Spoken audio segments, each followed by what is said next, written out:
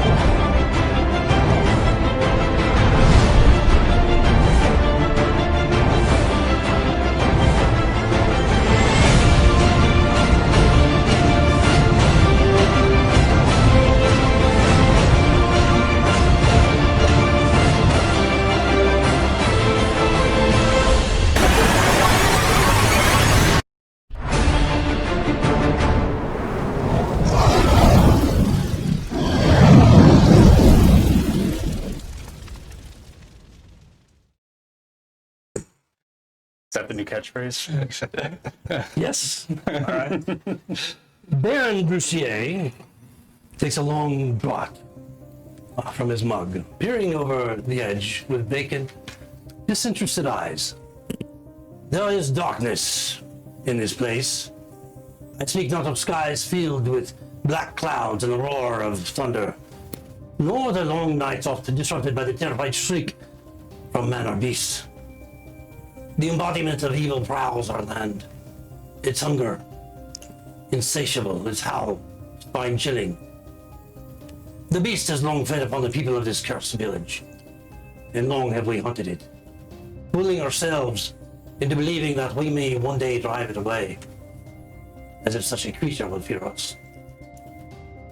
Why do we stay? Some ask. Why not just move away and leave the danger behind? We stay for greed.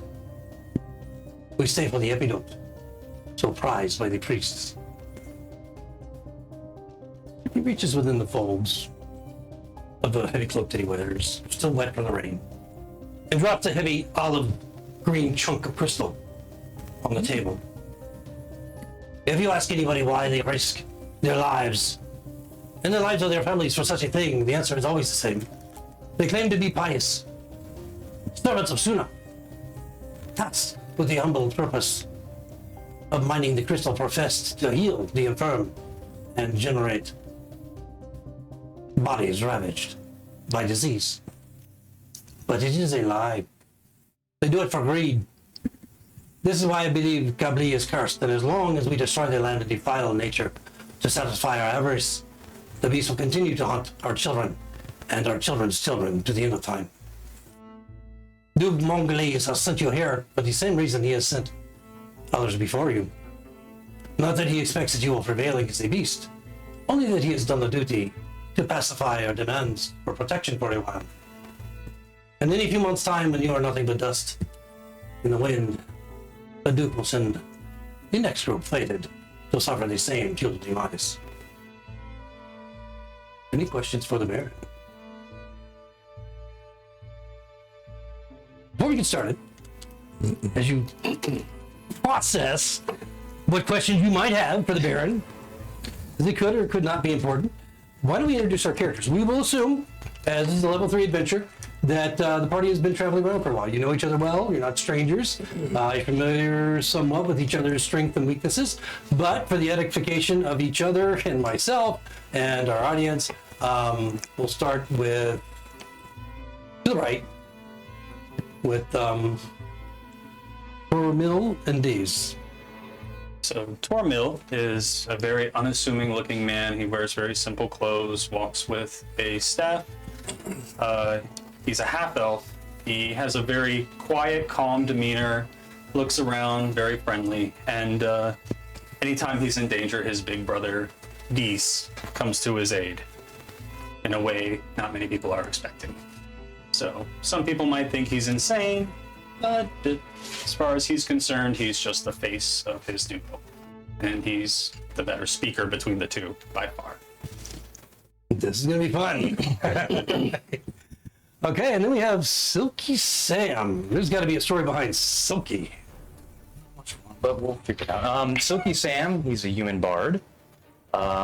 He's an entertainer. He's a gambler, a musician. He was famous in his country in the far-off land.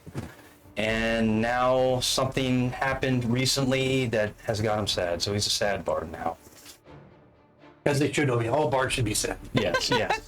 And so that's Silky Sam. He wears silks, and that's him. Fuck, I might let you live. I just want to point out we can tell who the favorite brother is. I have no favors. Dornak. So Dornak is probably the ugliest fucking dwarf you've ever seen. He's got a crazy mane of red hair that's just in total shambles. He's got scars, some still bloody on his face. He's obviously a veteran of past wars and Doesn't have battles. baths or anything like that. Oh, he does shower. He tries to stay clean, but he's Okay. just ugly. He's obviously a cleric because he's wearing his chain armor with the holy symbol around his neck, and he's just here to keep his companions alive as best he can. All right, very good. And then we have Fitch, the return of Fitch, actually. Right, the return of Fitch. Well, having lost Abercrombie along the way somewhere. Felicia Fitch, I get it now. Okay. human fighter, general badass. She's the kind of girl that you know grew up with only brothers because she's kind of a guy's girl and just wants to run in and slash at things. Okay, so we know who our tank is. Jeremiah Bullfrog. Jeremiah is a very non-assuming human monk.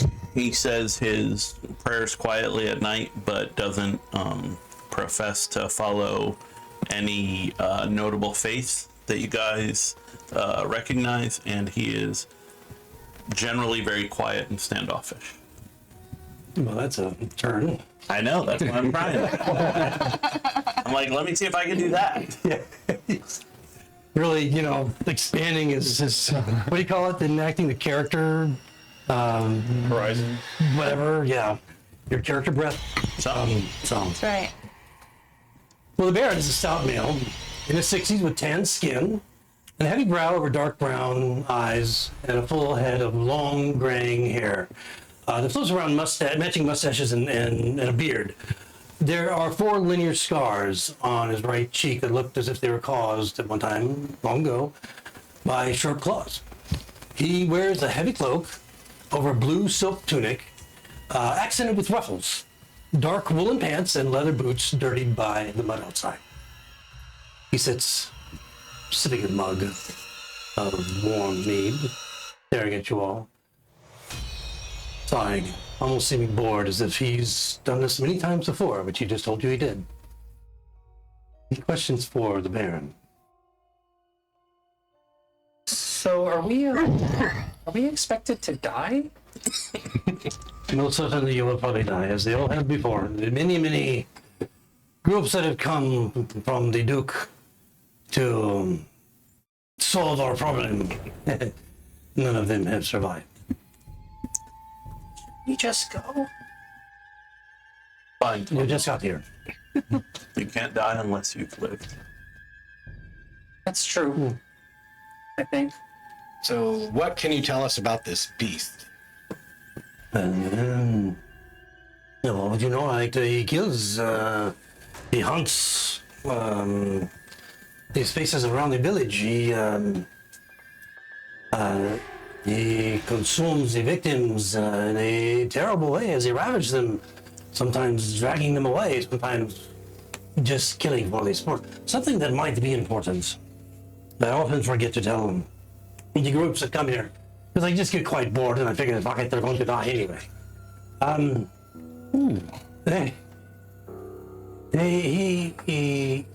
He's a killer. Indiscriminate. Animals, people, but mostly the vulnerable. He never attacks within the village itself. Never in the 25 years that he has roamed the lands outside our fair village has he come into the village to take a life and drag it away. But about every 10 days, he'll find a hunter or a shepherd or a stag or a boar who will find the remains of them. It's not a pretty sight. Or sometimes we won't. You just find evidence that something terrible happened to a creature. The blood and the drag marks. We believe it lairs somewhere outside our village. We don't know where. No one has ever managed to survive to come back and tell us where it might lair. This lair is the pits of hell, which I have been trying to believe for so long that it's been among us.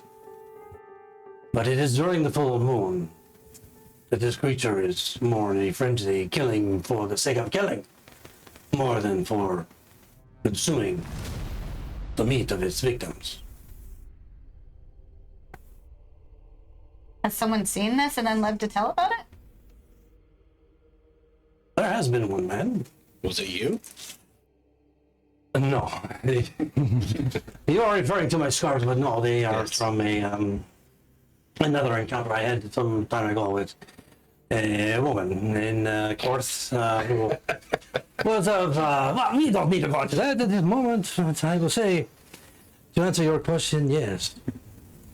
There is one man, Jordan Jerome.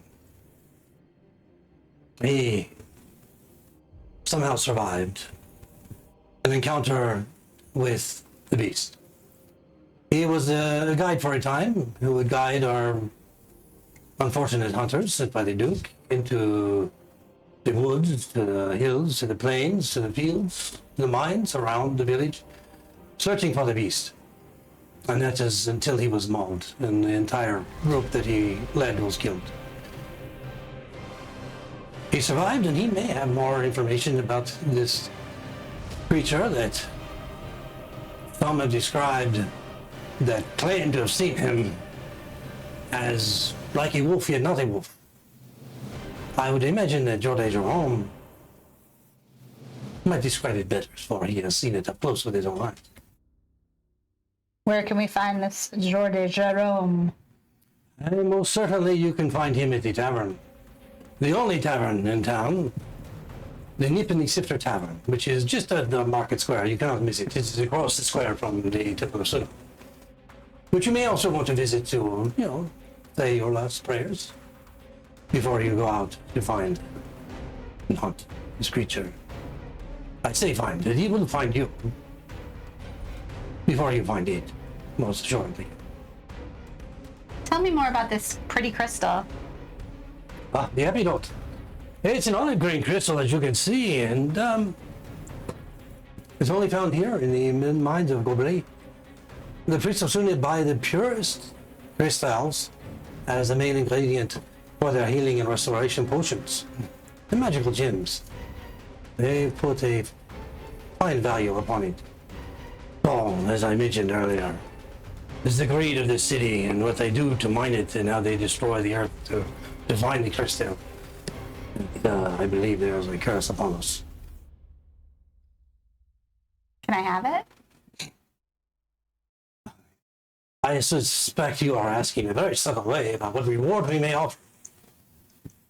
So I will tell you that we will grant you, and tar you with, partly, 100 pounds of epidote or raw epidote, or if you kill these beasts or drive it away. That should easily bring 20 gold coins per pound from a fair merchant. And you said it had healing properties, and you could create Well, other once things it from has it? been used by the, adapted by the priests to provide such a benefit, yes, you may want to ask the priest of Suna more about it, if you choose. Would you care to give us some potions in preparation for our If you adventure? would care to discuss that with the priest of Suna, I'm sure that they might be able to accommodate you. It's not that I am in the habit of walking around with priests, with potions or priests or anything within my cloak to give them. Why would I give them to a group of hunters that the Duke sends that I know is just going to die anyway? How did you come about this crystal? They mind it, as I put forth very clearly earlier. They mined it for you, or Well, they mine them here, just outside of town. The purpose of our village is to mine this crystal epidote for the priesthood.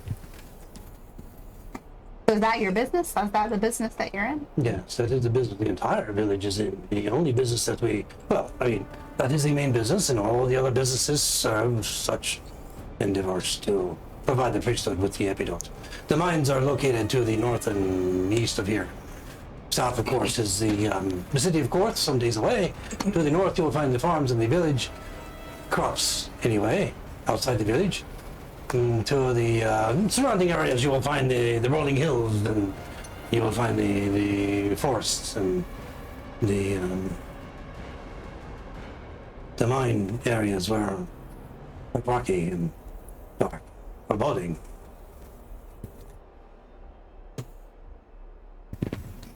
You said 20 gold per pound and 100 pounds? Sure. It's 2,000 divided by 6. Jeremiah? A lot. Okay. That's a fair offer, I'm sure, yeah. I'm assuming that you can kill the beast. No, they ever have, but were you hunting on? Well, 100 pounds. I don't know what the merchant will give you for it. It depends on what you negotiate. But you're getting way ahead of yourself, my friend. You seem very, meek. No, my brother does most of the fighting. Should we vote on this? It just seems really dangerous. Yeah, I'm not liking this. What the fuck are you here for? You came all the way from court. The Duke sent you. The Duke sent you here. Did you know? I didn't. He didn't outright say it was a suicide mission. Yeah, exactly. Well, Well, perhaps at least I laid we it know on a bit still thick. people know how to find the tavern. Remember, it's only suicide if you die. That's true too. Yeah, that's a very good point. Would it be worth talking to this Jerome character to see what we're up against? And that would just you. I could have a mead. Let's go. If there's nothing more, when he stands up as the meeting ends, I'm going home to my large manor with my wife and my dogs. The warm hearth. More satisfying mead, and if I do not see you again, well, farewell. Adieu. Good luck. They will inter you with all the sacraments that you deserve. If we find you, of course, but it's not dwell on that. In any case, good night. He talks a lot. And he heads Tell out your the door. dogs I said hi. Wouldn't it be funny if he was actually the beast and he like transforms at night? Definitely thinking he's sus. Yeah. So again, you're staying in the chalet. You have rooms here that have been paid for by the Duke. Basically a hunting lodge on the edge of town. And you have the proprietor, Mr. Frambois, that has been kind of you've been in a private room, and so as the Baron leaves, he walks in. So I suppose you won't need to roll me anymore. You're welcome to have dinner with us now, as it is dinner time, and in the dining room. We call it the Great Hall, of course. We are serving a chunky, I believe it is a boar stew, and it's very delicious with legumes. Of course, more warm meat if you choose. Meat, And please. retire to your rooms, or of course you may go for an evening of entertainment at the Nip and the Sifter, which is the only form of entertainment that we have in this village. Thank you, Mr. Kumquat. Let's go to the tavern. From one. Oh, so you'll be not having dinner with us? We prepare all these. It'd be rude not to have dinner with them. I'll like some meat, please. Good hearty meal. Yes. with a warm fire. Sounds good. He leads you to the dining room, as he calls the Great Hall. There you can see there's a large table. They could probably sit about 30 people. There are places set for 8. As you file in, you see that 3 of the places are taken by 3 young men that in their 20s, and they are dressed in finery, trendy for the day. They look more like city folk, where you came from just recently in Korth, from a large city. You can tell just as they speak among each other, they're joking and teasing that they're a little bit immature, they don't have a whole lot of experience. And they are clearly of the affluent family type. So they probably come from families with money. As you come into the room, all eyes are on you, taking your places. And one of them just raises his mug. Hunters for the beasts, are you? So are we! So are we! So are we? Yes, we are as The 2 well. of you, nutsacks. The 3 of us. 3. 3 of you. 3. 3. 3 of us are here, yeah. First. I was But you look like hunters, you don't look like the common folk here. How'd you get hooked up with this hunt? We've been hearing about this place for so long, haven't we? And 2 others just kind of nod, and they just kind of go back and forth a little bit, with a little bit of banter, before returning their attention to you. We are, of course, explorers. And we heard of this so-called beast. And of course we have to come here and see what this is all about, and perhaps be the ones that kill it. Make a name for ourselves, why not? Sounds like a solid plan. Have you explored before? We've explored. Look at them. They're clearly well explored. Yeah. I mean, yeah, we've certainly explored hereabouts. Not hereabouts, but abouts. Mostly outside of Korth. Well, you sound very experienced. Perhaps you'd allow us to tag along with you. Oh, that'd be lovely. Look, we're going after dinner. We're going to the tavern to have a few drinks. And What a good idea. If you'd like to join us, that'd be wonderful. We would love to join you. Of course. We would love you to. What a brilliant idea. We're so glad you asked. My name is Gaston, and this is Renee, and this is Jean. And we will be searching for the beast, hunting for the beast. Tomorrow morning, as a matter of fact, we'll be going for the first time out into yonder country to see what we can discover. And if good luck is upon us, fortune shines, we'll be coming back with the head of the creature. So if that's what you're here for too, you can either join us, our merry band, or suffer the tears of failure as we bring the beast back to the village and collect whatever the reward is that we can wrangle from this stingy baron. I like these guys. Kill the beast. Yes, kill the the beast. beast. I'd prefer not to cry in failure. Can we join you from like 50 feet behind? Well, that would only be natural because obviously we're going to be Of course. the head of the spear, as it were. Of course, we wouldn't have it any other way. Great idea. To the glory goes those with bold honor forward.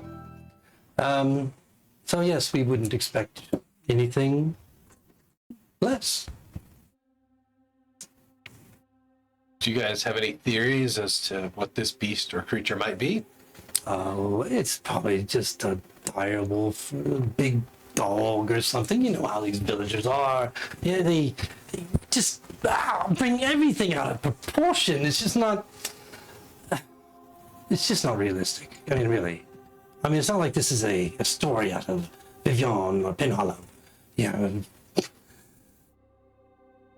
I mean, do you believe it? A beast, some great creature killing every 25 years? Do you think that's really happened? Nah, it's definitely just a big dog. I agree. So once we dispel that whole illusion, I'm sure the villagers will be very pleased with us and happy that we did so, and reward us appropriately. Bet the prettiest girl in town will fall at your feet afterwards. 100%. Oh yes, hope so. Yes, I hope so. All right. So the meal is wonderful. I mean, you know already that you're staying in more of an upscale lodge. You've seen very little of the village because you came directly here. It's not a large village, but as you later get out into it, perhaps you'll discover more about it. But it is already become dark. Nightfall has come, and the day has kind of gotten away. Your first day here. As dinner finishes up, the three men stand happily and cheerfully, having taken a few drinks already, seem a little bit tipsy, just reconfirming their intent to go down to the tavern, and if you'd like to join them. Well, we need to talk to Jorday. Jorday, yeah. Talking to the paint. Jorday? Who is Jorday? Oh, he's just a pal of ours from back in the day. Oh, you know? He owes me some money. Oh. I thought the 10-year-old adventuring group was wiped out horribly. Zip it. If he owes you money and you need a little bit of muscle, we'll be happy to back you up. Held out about you from the moment I saw you, Gaston. Thank you. The weather, it's near the end of fall at this time of year, and it's turning cold. You feel the northern wind coming down from off the mountains and the glaciers beyond, just crowding the skies with dark clouds, like a dingy shroud. And it frequently releases a cold rain that leaves everything below perpetually wet. Almost a depressing type condition this village seems to be under almost all the time, although you haven't been here very long to know that yet. The village itself is, as you're walking down toward with the men to the tavern, it's not a very long walk. It's only several dozen wood and thatch structures centered around a market square where vendors sell produce, textiles, warm meat, and so forth. You can see that they have already pretty much packed up the evening. And as the Baron mentioned, at the north end of the market square, you can see the gold dome of the Temple of Suna. The doors have closed, although there are lit lanterns outside. You would know that if you wished to go there to worship, that you would be received properly. And then on the southern end of the marketplace is the tavern. You can hear the sound of laughter. You can hear music coming from within. Conversation. It sounds fairly, not raucous, but it sounds lively. As if people are enjoying themselves, but not in a way that you might find in a larger city with a port and so forth. Much more reserved. You can see that there are men and women walking in and out. They look like regular town folk, merchants, trade folk, just the common folk that live here. But the interesting thing about the common folk is that they seem to be a step up from the typical villager, where these folks are wearing more finery, well dressed, in wools and silks, depending on the weather. Right now it's cold. They seem to possess ample coin to buy what they wish, and the homes that you have passed seem to be well maintained and built, as if the coin has been spent. They're not run down. You don't see homeless. You don't see beggars on the street of this small village. In all the areas, all of the avenues and little crossways and byways and little roads, and the main road itself is all lit by lanterns throughout. And then there's darkness beyond, complete just jet black darkness. You don't see any light coming from outside the village. There's no settlements or homes or farmsteads that you can see in the distance where a light might shine. It's all just black, pitch black. I hate this place. As you walk in, there's about 20, 30 people inside, including a few servers. There is what appears to be a middle-aged woman who is kind of conducting what's happening within the tavern. There's a bar, there's several tables that people are sitting at. There's a raised elevation where you see a minstrel who's just kind of singing a light tune, plucking at his lyre. Most people don't seem to be paying much attention, as the conversation seems to be more jovial between the different groups of people throughout the tavern and the bar itself. And of course, the three men, as they walk in, they kind of stand regally looking over. We are here! And a few of the patrons look over and, Gaston, come on, dude, buying drinks tonight again? And Renee is like, I don't spend any more money on these folk. We're here to, enliven the place. And we want them to be well dispositioned toward us when it comes time for the reward. And of course, with reward comes legacy. And he's like, all right. Okay, all right, we are Abelard's explorers. Do you think these folks will be worthy of being Abelard? They do not master their pride will master them. And they're not talking quietly at all. Loud enough that you can hear. We can hear you. We know. Oh. Gaston, how long have you and your crew been here? Oh, just 3 days. We've been trying to get up every night. We have such a great time here, and with the fine folk of Gabli, we end up oversleeping, and things get away from us. And hopefully tomorrow will be our first day going up tomorrow. Sounds fantastic. I think they're scared. We are not scared. We just like to drink. We enjoy our lives. We're young folk, unlike some of you. It's okay, I'm scared too. Well, Compass is not something that we should, entertain as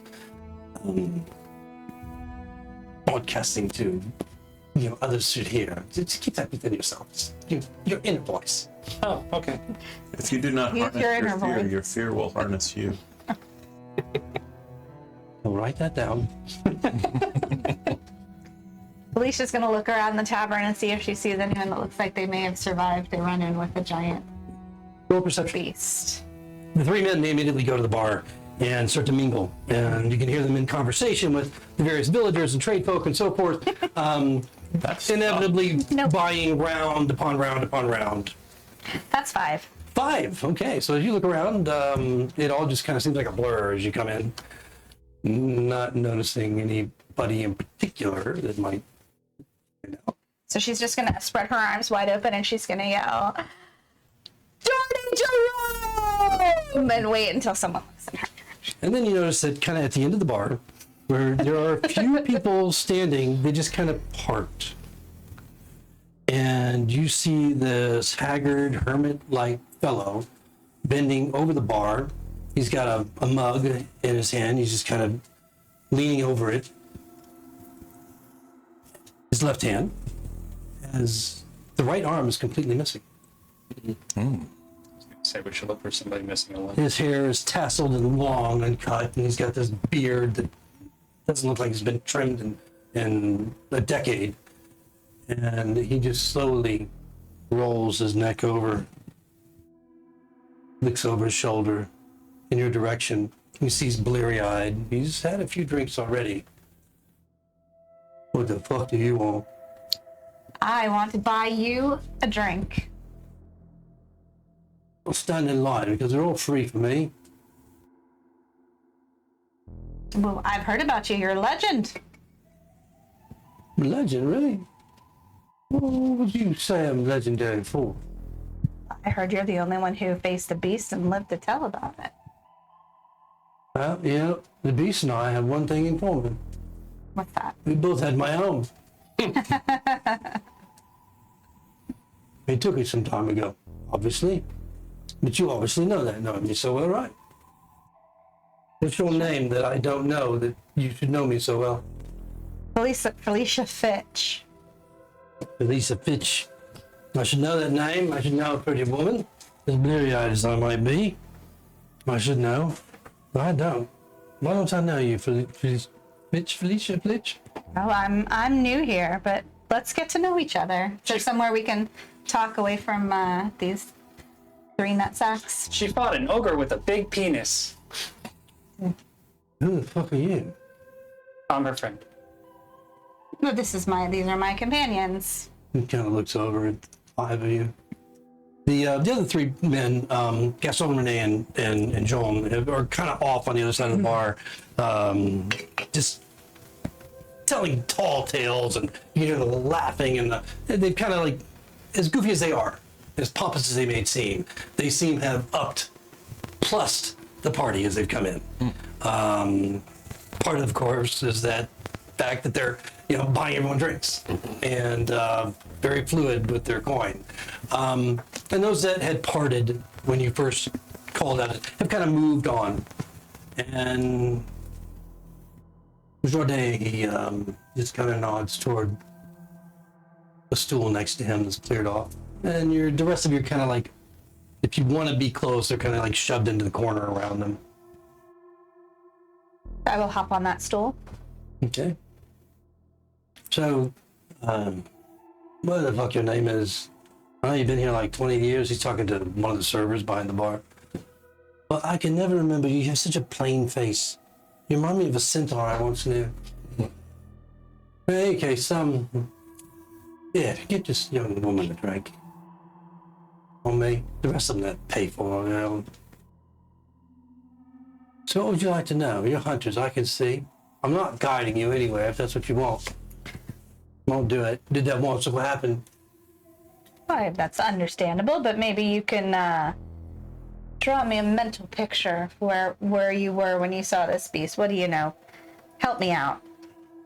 You think what I tell you is going to help you just to defeat this creature? You've come the closest of anyone, haven't you? Would you rather hear about another group just going blindly into the wilds looking for this beast? Do you think I won't? Do you think that you'll be any different than any of the ones that came before, or will they come after you? Sat here just like you. Well, not as pretty as this one. And that's been the same stupid fucking questions. Well, not every my party own. had Silky Sam in the group. This sounds very intriguing. But, Why don't you sing him a song? He'll sing you a sad boy song. really? He smells nice. Sing me a Subway song. I'm so sad. I'm so sad. Roll performance at disadvantage. the new D20. Roll 2D20. And what's your performance bonus? That's a That's a I D30. didn't mean to. Yeah, don't go D30. Performance bonus, +7. Wow. So take the lowest number of the 2 die that you roll and add 7. Nice. 9. So that's 16. Well, that's better than average. Nice. Reminds me of Yeah, it makes us all sad. yeah, but I mean not in a particularly, I don't want to cry and go kill myself or anything. But yeah, it's like nostalgic sad in a way to me, don't you think? I do. Good job, Silky. Oh, you're welcome. All right, so anyway, so he can sing. Now So what? you said the other groups asked you stupid questions. Yeah. What would have been a good question for them to ask you? What are they not asking? So Jordy looks like he's in his 50s. I mentioned that he was scraggly and kind of like a little dirty, but not as really that has the rank smell, but not as profuse as someone that never bathes. So definitely someone that seems to choose to be this way. Says, they want to know, and he just looks around. Of course, he's facing the bar. He kind of looks around behind him. Why the beast ate my arm? And from everyone in the tavern, except for, no, not except for, even Gaston, Jean, Jean, and Renee. Because he liked it! They all reply. That's one of the questions I asked. Why my arm? Well, he liked it. I mean, and I survived because of it. Look, this beast is like a wolf. But yet not a wolf. It's a creature of monstrous proportions, twice the size of a cow. Its vicious teeth and claws, the tawny rusty color hide, dark streaks down its sides, and a darker stripe down its back, full length, all the way down its tail, like a wolf's. Yeah, ending in a tuft. He has keen senses, very stealthy creature. Intelligent eyes. I've looked into those eyes. Think by looking into a man's eyes. But more intelligent than a man. And scary. He seems to fly across fields, leap over gullies when he attacks his victims. I'm one of the few. I'm really the only living one here that's returned to tell the beast frosty. How its hide seems impervious. All manner of weapons. Look, it's watching me on. Keep my life. What color were its eyes? They're big, dark brown. Like yours. But, What color was Mr. Fwanpa's eyes? roll history. I don't know anything to that. 15. 15? You think they might have been like a hazel? It's all coming together. So, So how did you get away? I ran like a fucking banshee. So I did.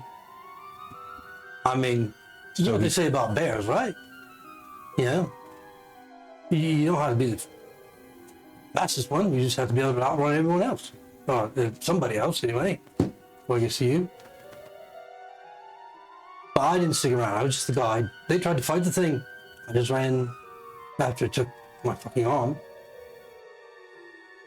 So you didn't stay for the fight? Look. The appendage that used to be here was in his belly. Alright? I was bleeding out. I don't know where the fuck my sword was. And so to spectate the rest of the fight at that point might have been not so advantageous on my part. I think I understand. To fight an unwinnable battle is to try winning. You're very profound.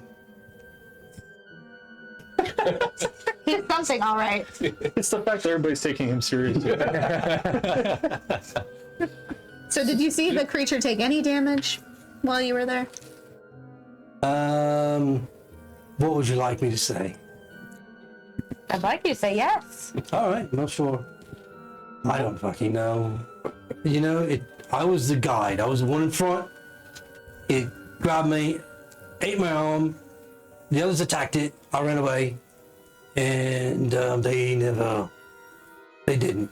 So What were you doing at the point that you were attacked? Were you just walking, or were you actively just doing looking something? around, trying to find tracks and stuff, and And it guiding came out of them. nowhere. Yeah, it just came out of nowhere. I had no idea it was. Well, Didn't we try had to some bait growls. him? What? You didn't try to bait him, or Hey, what? My arm? a sheep? I don't know.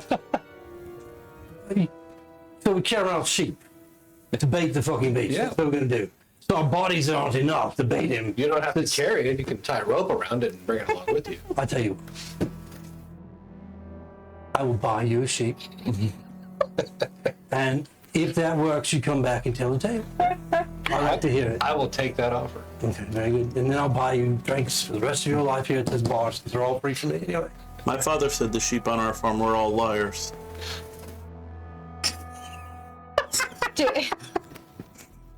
So you said you were the guide. Where were you? I need to process Do this. you? I need to process this.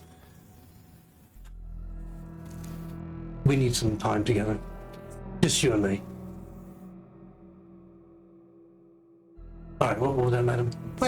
You were the guide. Where were you? Where were you taking the group? Look for the fucking beast. Specifically, like where? Oh, were you, where What were was you the point of attack? You were headed somewhere.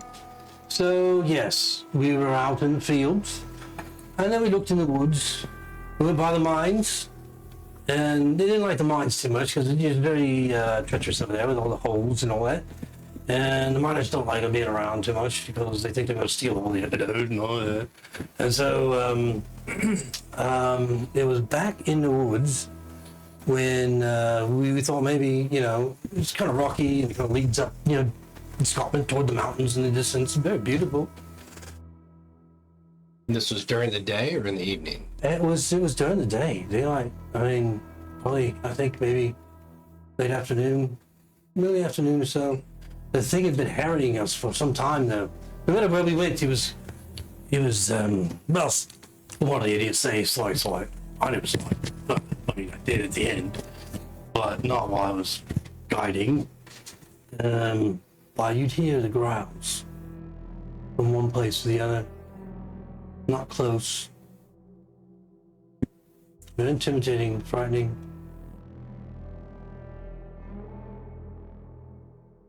I'm still struck with fear. You know what I mean? Right? What's your name? Jeremiah. You and I can be friends. If you survive. I will survive if I don't die. Yeah. You all right, Mike? I don't know why it's hitting me so bad. So I'm guessing this group hired you to guide them? Yeah, you know, they're free. Okay. You know, I thought those idiots were back. He's pointing over to the three. There are sheep. Oh, those guys, they're done. Don't fucking go with him. He's been asking everyone in the village to go with him.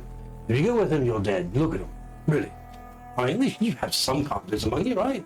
I know, this one. We're using them for bait. Yeah, there are sheep. We're taking them as sheep. Listen to this man, Jeremiah. Jeremiah, right? Stole He's my the idea. man you follow. That's your leader. I would follow him anywhere, except not now anymore, because, you know, obviously. Some man always swoops in and takes credit. Yeah. Well, he deserves it. You can tell. So any idea why the beast has never attacks the village? The village seems to be safe and the mines seem to be safe? No. You know, it's a remarkable thing that with these people like you, Well, no, they don't ask. At least you ask some somewhat intelligent questions. Those three over there, they're just stupid. Where was I going with that? General, what was I going with that? They're stupid. Yes, they're stupid. Do it just the way you say it. Yeah, they're stupid. Say it again. They're stupid. They're stupid. I want to be just like you. All right. Me too. Look at that. So simple. All right. All right. He says it best when he says nothing at all. You know who he's modeled after, right? think, I feel like I do, but I can't think of it. The Sphinx Oh, no. from Mystery Men. Oh, for Mystery Man. Yeah. What the fuck are you talking about? Oh, sorry. Speaks out of character a lot. You started. What did you ask me? Why the beast never attacks in town? Oh. Because it lives here. Oh, right. And that led to stupid, which, yeah, so a lot of hunters like yourselves, they make this grand assumption that because I survived the beast and I lost an arm doing it, that somehow I know everything about it. You know, that we have some kind of connection like me and Jeremiah over here. You know, that's a connection. You see it? Me and the beast, I ran like fucking hell when he took me on. I barely survived it. What I told you is pretty much it. It's pretty much nothing. Well, So you know nothing about the beast. no. I mean, he ate my arm, you know that. Why did they hire you as a guide? Because I could take them out to where there were sightings of it, where it had been known to kill things. I know that. Okay. But where it's would been you known to kill suggest we everyone. start? You could start in the fields, or you could start in the forest. Or we could start by You the might mine. as well start in the mines, yeah. So, one of those places But be outside careful by the village- mine. It's treacherous. Yeah, it's treacherous. You got it, Jeremiah. How do you spend your full moons these days, Jordy? Right here at this bar. Or if it's raining and it's cold and, you know, the tavern closes, so I'll be in the stables. And I know you saw the beast during the day, but did it happen to be during a full moon period that evening? It might have been. It might have been. Nope, no, I have no fucking idea. Well, maybe. I mean, it could have been. Yeah. Yeah, I'll say yes. Thank you. You look like you need something from me, so I'll give you that. I need a drink, another drink. Yeah, that one, another drink for the lady. Well, thanks, Jordy. It was You're great welcome. catching up with you. Well, I hope to see you again. You know, I doubt I will. Jeremiah, I hope you make it safe back to town. And we can have some more of these deep conversations because I'm really inspired by your words. I mean, I'm thinking of stop drinking and, you know, turning over my life and maybe taking a bath more than one time a week, which has been a requirement by ordinance of the village itself that I do so. Yeah, you might inspire me to be a new man. Well, the new one-armed man. The type of man Silky would write a song about. Oh, yes. I mean, not now, because, you know, we haven't come out. No. Hey, I'm the minstrel, what's he singing for? You should only play with one I hand. need to get to know him first. I need to get to know him. Right. He'll be working on it. Yes. It'll be epic.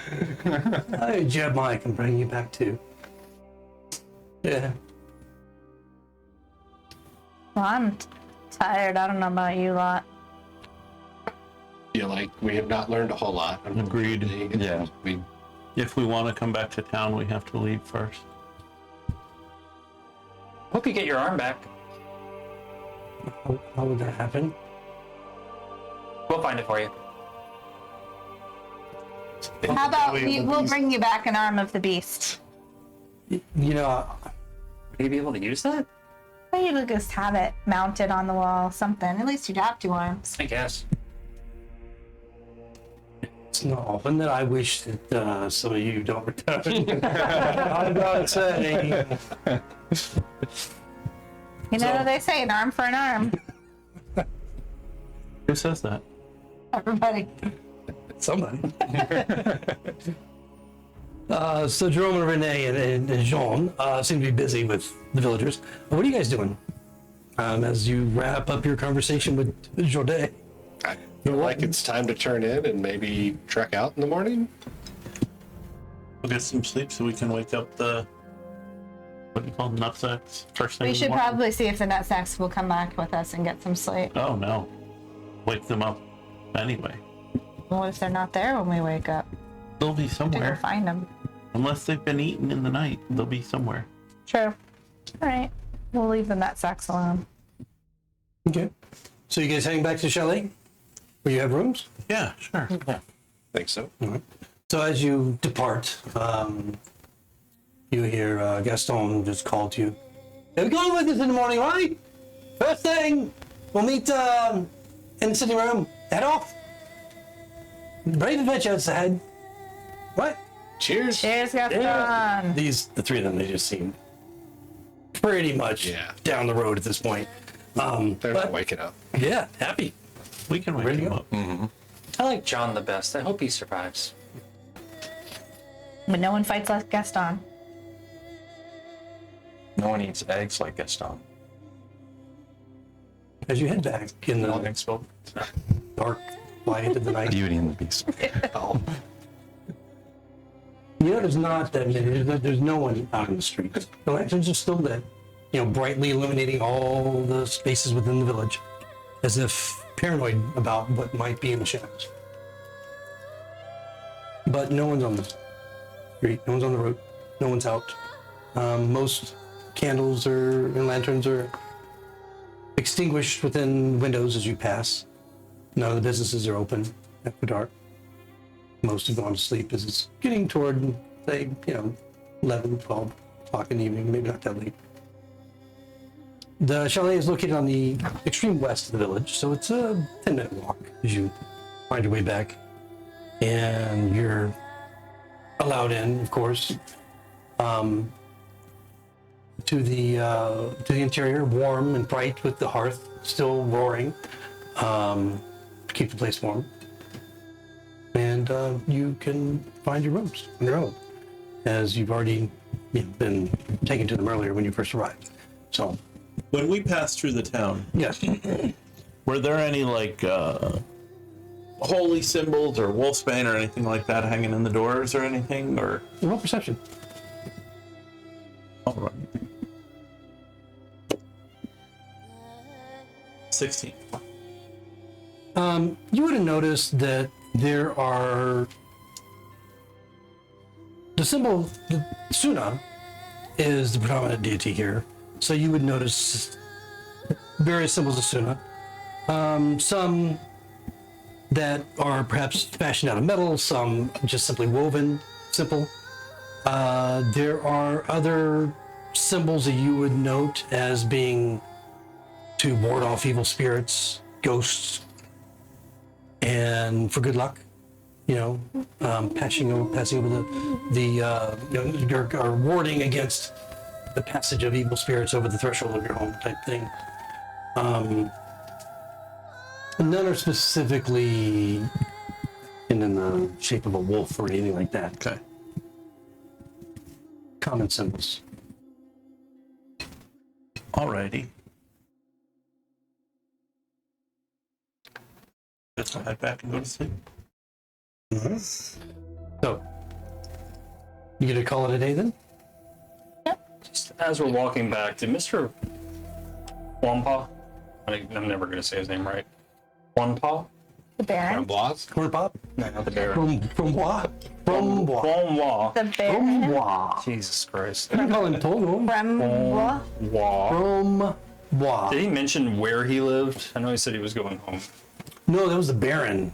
Oh, that was the Baron. Yeah, Mr. Frambois is the proprietor of the chalet. Okay. Baron Broussier, if you want to inquire, That's what I was Probably the trying to. largest. I got the names house in the mixed village? up. That's what I was trying to the ask. manor on the west side of town. Okay. I just want to kind of cast a gaze over to the manor as we're walking back. Big wolf-shaped manor in the light of the And all you hear is, oh, coming from You would pass, at your roadway that leads down towards the manor and maybe see a portion of it. It's 2-story, made of stone, whereas everything else here is made of wooden thatch. It has kind of a short wall around it, but not high enough that anybody could, easily get over it. Some iron fencing on top of that, and then a gate that seems to be an iron gate, and it's closed at the moment. You see a couple lights, one in the downstairs window, one in the upstairs window from the distance. But they're just dim lights. Just gonna sort of just stop and stare for a second, nod to myself, and keep going back. Okay, roll perception. Not too bad. 15. 15, okay. So as you're gazing down, it's a good distance. I mean, it's probably 100 feet or so, maybe a little bit more, 120, 150 feet down to where the manor is. And the upstairs window, as you're just gazing, you note that in the light of this upstairs window, there's suddenly illuminates face. Do I? Well, I guess I would be able to make it out. Yeah, you can't tell you just see the illumination of a face by, not the rest of the body or anything, just the face looking back out the window toward you. Dornak? Do you see that? Do I see that? As you turn, the face. Why couldn't you make it out? Roll perception, though. See if you did happen to catch it. Or if it's just a figment of this fellow's imagination. 4 + 3, 7. No. Got beer goggles. You saw nothing. I'm not even sure about a candle at this point. Yeah. But no. Oh, I see a face. Oh, that's a street light. Yeah, but you were pretty sure you saw a face. What did you see? I think I saw the face. It was just a bit ominous, poking out of one of the windows, illuminated by the... A humanoid face? I don't know. I have a bad feeling about the Baron, but I don't know why. Let's go check him out. You think? No? We'll go peek around. Okay. Yeah, I had a good idea. That was easy. So you head down the road toward the manor? Okay. We're going towards the manor. All right. Quiet. No one's on the street as you continue to move in that direction. As you get to the gates, you can see that they're closed. They don't appear to be locked. There's no chain around them holding them fast. There's no lock mechanism that you can see. They're just kind of just closed together. It's very cold right now, but the wind is subtle. You can feel the rain coming down, just drizzling around you. Just kind of in the mud puddles all about as you slosh over. And it's just coming off the sides of the tile from the roof. It looks like, there's 6 windows across, 6 windows on the bottom, top and bottom. And then there's this grand entryway, double doors that are closed. No light coming from the entry portal, like on the porchway, in front of it. You don't see anybody standing around. You can tell that there's kind of a path leading around it that might lead to a stable or a carriage house or something. You hear the whinny of a horse from somewhere in the distance, and kind of a stamp of a hoof. And then you hear,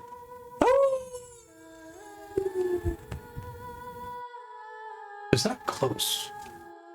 Seems like off in the distance. I'll just quickly turn and lock eyes with you. How close is I the heard manor it. to the edge of town? Right on the edge. And still looking out, you see no lights you don't see any lights whatsoever. And just incidentally, when you approached the village earlier in the day and came to the chalet, may not have really stuck out, but there were no farmhouses. There were crops. There were no farmhouses. There were no settlements. You see the work was being done. But the only structures you've seen have been within the village itself. But I mean, you just came in from the south, actually. So I'd like to go to the edge of the town or the light or whatever, on the edge of the darkness, and just take a look out and see. I have dark vision to see if it's unnaturally dark or I can see stuff beyond the edge. Well, I mean, your dark vision extends for you probably 60 feet. Yep. And then beyond that, it gets a little bit hazy, but you can still see if there was, just like you can with your regular eyes at night. So it's not unnaturally or... Yeah, it seems just regular darkness as far as you can tell. Beyond that, again, you do roll a perception. You're looking for something You 2 didn't times put that bigger up. than a cow. With fur. 18 plus... Was that 3? 21? 21. 21, you know, there it is. So,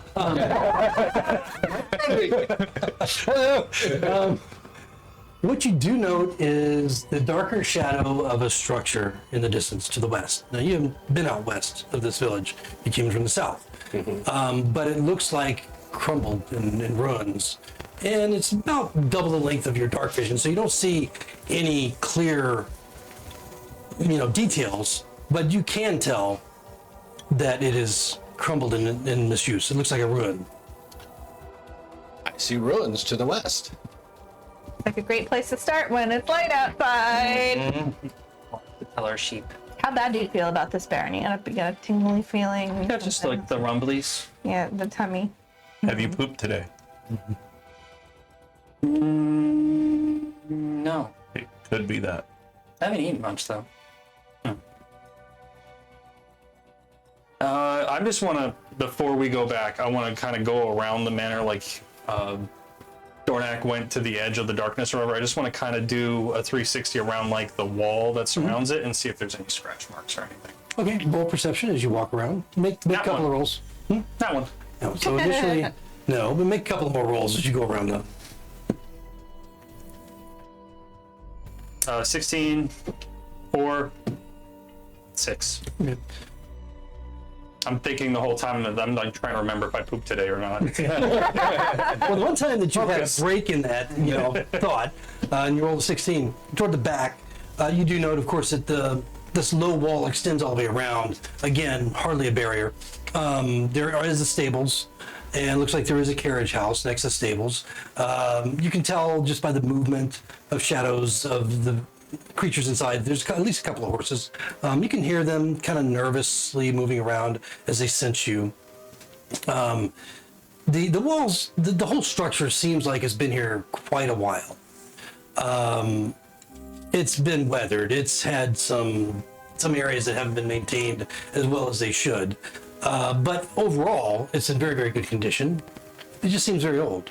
But you don't notice any what you're looking for, like claw marks or, a stamp that says the beast was here, or anything like that. Maybe Jeremiah's right. Maybe I'm just constipated. Felicia's gonna. There's a gate to get in, Yeah, I mean, you but it can. doesn't. You don't know if there's no obvious lock on it. Right. So she's gonna push the gate open and walk towards the house. Yeah, it creaks loudly as Over the wall? That's okay. push She's it gonna over. walk right up to the house and knock on the door and say, "I forgot my key."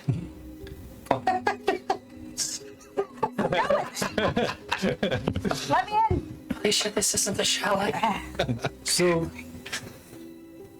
there's no response. Chalet. We're here. And then there's a light in one of the lower windows. And then you hear this plodding toward the door on a wood floor from beyond the door. And then this smaller window in the door opens, and you see the eyes, big brown eyes of the furry face, almost of, with beard and mustache and kind of tangled hair. It's not the Baron. Kind of looking through of an older man. Oh, what do you want? This isn't the chalet. Who are you? I'm Felicia Finch. I'm an explorer. I'm here to hunt the wolf. No, this isn't the chalet. This is the Baron's residence. You might have woken him up. The Baron's residence. Be on your way. Be on your way. Did I wake him up? The window closes. Are the kids asleep? You just don't. Oh. And he just stops. Just stops. I mean, well, since we're here. Ben, are you? Open the door. What do you want? Since we're here, we would just say hello. No, he's sleeping. He's sleeping. You don't need to step right now. He's Old sleeping. friends. He's sleeping. He's his wife. He's got his dogs in the bed with him. Don't bother him now. Oh, well, I told him to say hi to his dogs, but then I thought I would just come do it myself. You're drunk, aren't you? You've been hanging around with despicable people. Go back to the nip and stabbing or whatever. Just go. Go. I mean, I feel really bad about doing that without saying hi to the Baron, right, guys? Yeah, we want to check on the kids to make sure they're safe. And say hi to the dogs. If you want to be thrown in the cells, if you don't leave now, the Baron will not be happy. He'll not be pleased that you're here. Who are you? Why are you here? Why are you? It's not up here. Why are we here? To say hi to the Baron. From behind, you hear. Who is it? I don't know. Some crazy people asking for you. It's late. Oh shit, I was wrong. Tell him to come back in the morning. I'm I'm done. sleeping. He says to come back in the morning. All right. Will you do it? Well, fine, we'll come back in the morning. Thanks, Baron. There's no response. But next time I'm going to switch you. And then boom. Don't threaten me with a good time. You hear boom and it stops. All right, you idiots, let's go to sleep. I'm sorry, I was wrong. I'm sorry. My rumblies lied to me. It was worth a try. Were you thinking he would be out werewolfing? Yes. The werewolf comes out during the day if you think it's a werewolf. Well, he was something was howling in the woods. I heard I it. don't know if D&D rules apply to Sorry. I'm saying that kind of stuff. the guide said the beast attacked them during the day. We definitely heard something howl. Oh, they can only come out at night? That's what you were saying, right? Did I? You were asking if the Baron was out werewolfing. Yeah. But I didn't know he could only do that at night. Why would he be out werewolfing? What? Let's go to bed. Okay. I can't deal with this. Felicia's already like halfway There's a back to reason the we let her chalet. leave. You're right, I'm sorry. So, yeah, so back into the chalet, which I've already described. You're arriving there, although you didn't arrive there, but now you have arrived there. And you find your rooms in great order. And you're sleeping throughout the night then? Is your intent to... Dornak is definitely sleeping. Felicia's dreaming of puppies. Okay, so what is everyone's perception? We'll start with Jeremiah. 15. Passive perception. And 15, then, Mark. okay, and then No. Fitch, Oh, my bad. 13. you're passive? My passive 14. 13, perception. okay. And then we have Dornak. I guess mine would be 13. Okay. And then to Silky Sam. 14. 12. Am I talking to the which one? It's still Thormill. Dora. Okay. Did you say one? I said 12. Okay. There was a One would be one awesome. Get a in one. I'm a very deep sleeper. You said 14? Sorry. 12. 12. Okay. All right. Good. Okay. Cool. Great. So Die roll. the night passes peacefully. But the next morning, as you gather for breakfast in the dining room, the Great Hall, as they call it, Mr. Fombois is in somewhat of a tizzy. And we'll pick up on that at the end of the break. So, see everybody in just a few minutes and find out what these grand fools are going to do next. He's in a See you in a few. In a tizzy. You know what that means? Dead nut sacks everywhere. Ventos,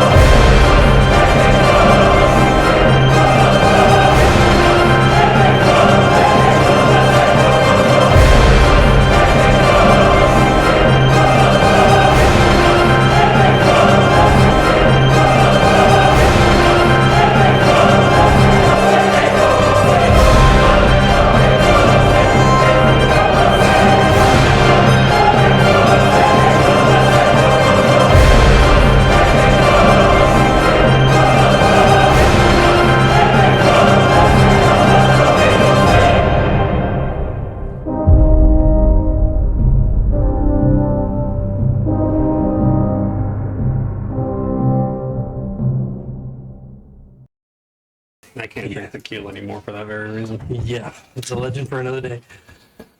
Welcome back as we continue our journey to discover what our famed players, characters are going to do. Whether or not they're going to discover the secret of the beast. Why are you tizzying?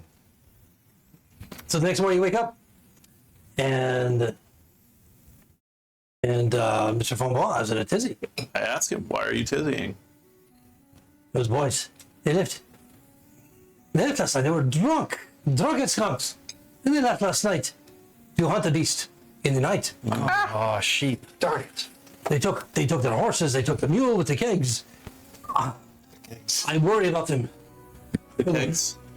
They like to drink all the time. They figure they I know you said I worry about them. Yes, I worry about them. The kegs. Kegs are the Well, not boys. the kegs. I don't worry about the kegs. I worry about these young men who have gone out into the night after Which the beast. direction did They have not returned this morning. They went out of the direction of. I don't know. They went into the night. They went away. Good night. Which road did they take out of town into the night? I don't know. They left the chalet. I did not follow them. They went into the darkness and they were going to track down the beast. They figured the nighttime was the best time to look for the beast because the beast must be out and about and easy to find. Do we need to go back to the tavern and see if anyone The tavern is. closed? Yeah. I mean, it was raining last night. Maybe Maybe there's they- some footprints or something I could Yeah. follow. We're gonna look for Please let me know if you find them. Oh, Their we parents, oh my God, they have very influential parents. I worry that they may cause trouble for the Baron and for myself if something were to happen to will. Who them. are their parents? They are very affluent merchants from the city of Korth in various trades. They have lots of money. Specific. Thanks. If they left late at night when the rest of the town was asleep, and they all had horses, and they had a mule carrying kegs, it should be relatively easy to follow them. All you have to do is track them. Who, me? Yes. Oh, how do I do that? You just look at the ground and you follow their footprints. Okay. What check do you want for that? Roll survival. 7. 7. So I mean, you see a lot of tracks. You see tracks going one way, tracks going other ways. Is it this one? Well, where are the stables? Are there obvious Where are the stables Tracks for coming this from the chest stable. ballet? It's Yeah, where's the stable? 18? 18. Okay, that's much better. So yes, you're able to determine that there are in the mud fresh tracks that are departing, the property of the chalet and leading off onto the tertiary road that leads to the main road, assuming you follow it. We'll follow it. I'm gonna grab a breakfast sandwich first. Okay. Something thing? for the road. I invented it. Yeah, crusty bread and some Couple pork. pieces of bread. What do you call that? Breakfast sandwich. All right. I have no idea. I'm inspired. Yeah, so as you, it's clear. Following the cart tracks. Not actually, what am I saying cart tracks? They had horses and a mule laden with kegs. And so, yes, you can see the fresh horse tracks and mule tracks leading off to the main road.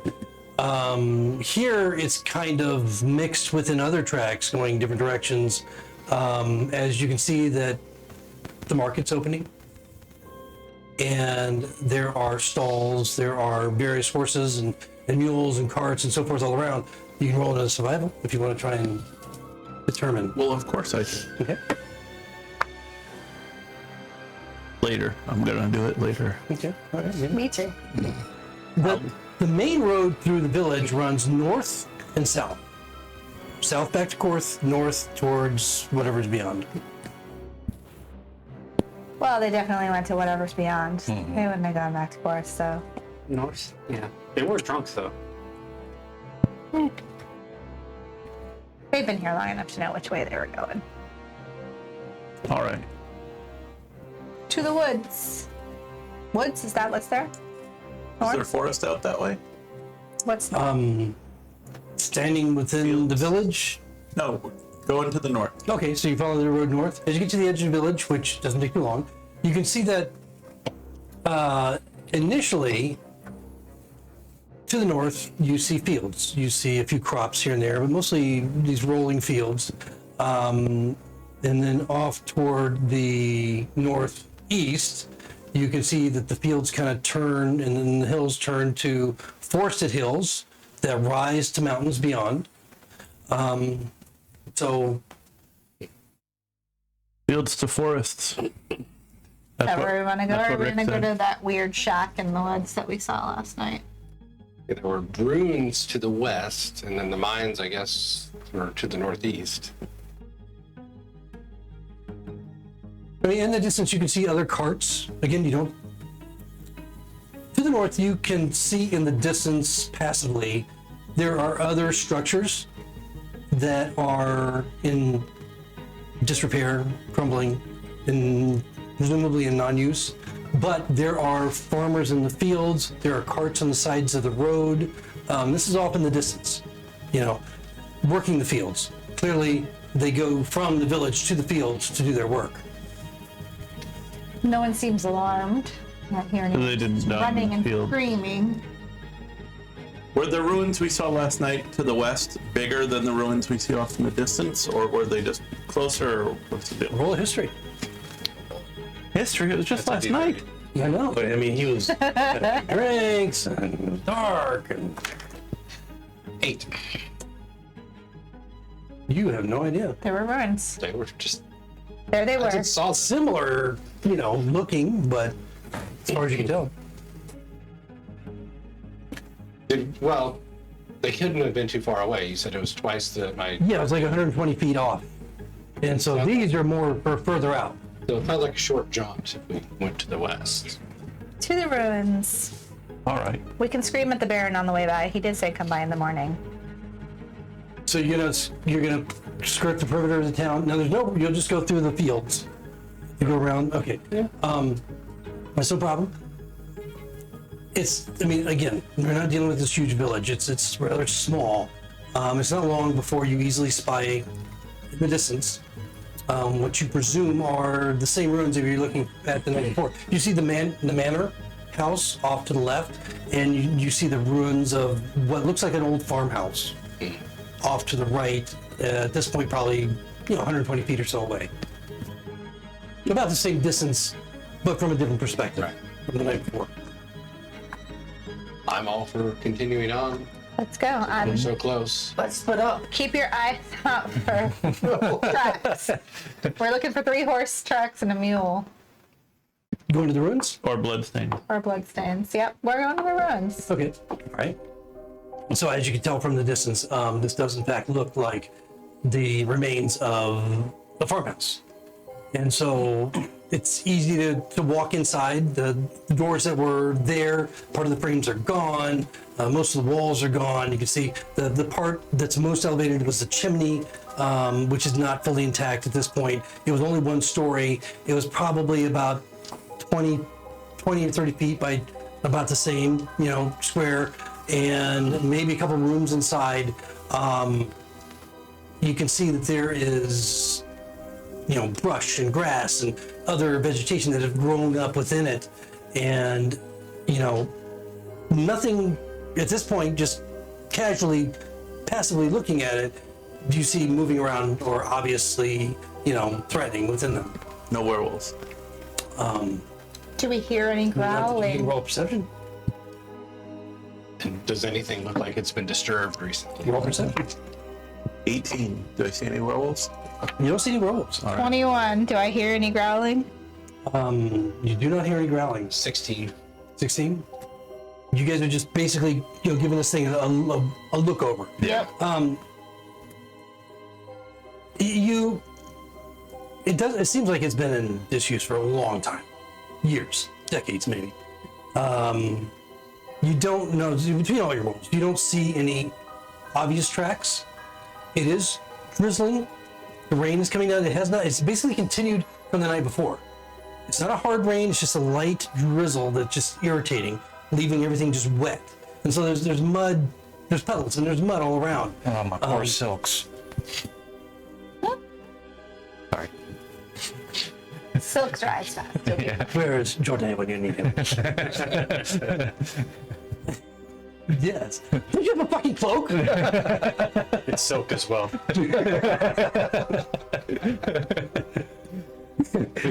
Oh God. All right, so the barn. Yeah, so no obvious tracks as you just kind of, look around the area. Looks like you led us to a dead end. Like somebody else did the previous evening at the Baron's house. I was sorry. What were the name of those crystals again? Something with an A? Obergod. Aubergines? Obergod? Epidote. Epidote. Thanks, ominous voice. I hear epidote. That's right. Antidote. Yum, epidote. Calling out to one in particular. Yeah. That makes it mad, right? I don't know. Why? Trying to get it here. Is that what we're doing? Trying to summon the beast. Yeah. It's probably not going to cross hundreds of feet of field to come get you. Well, didn't Jordy say they wandered here, they wandered there, they were going towards the mountains or something like that? And I heard growls the whole time. Perhaps we should go into the woods where it's scary and dark. That sounds like the better idea. Oh man. I concur. He's gonna do the brother thing again, isn't he? We're gonna go towards whatever looks the scariest, most ominous forest. That's what we're heading towards. All right. All right. So crossing back over the north road. Back the way we just came. Back where we were. You can see the forest ahead of you, and it's just thick in some parts, not so thick in other parts as there are. It's a forest that rises with the elevation towards the mountains, and so there's lots of strewn rocks and boulders and so forth. It seems rather sparse initially, but darker as you go further toward it. That the interior seems to be rather thick with trees.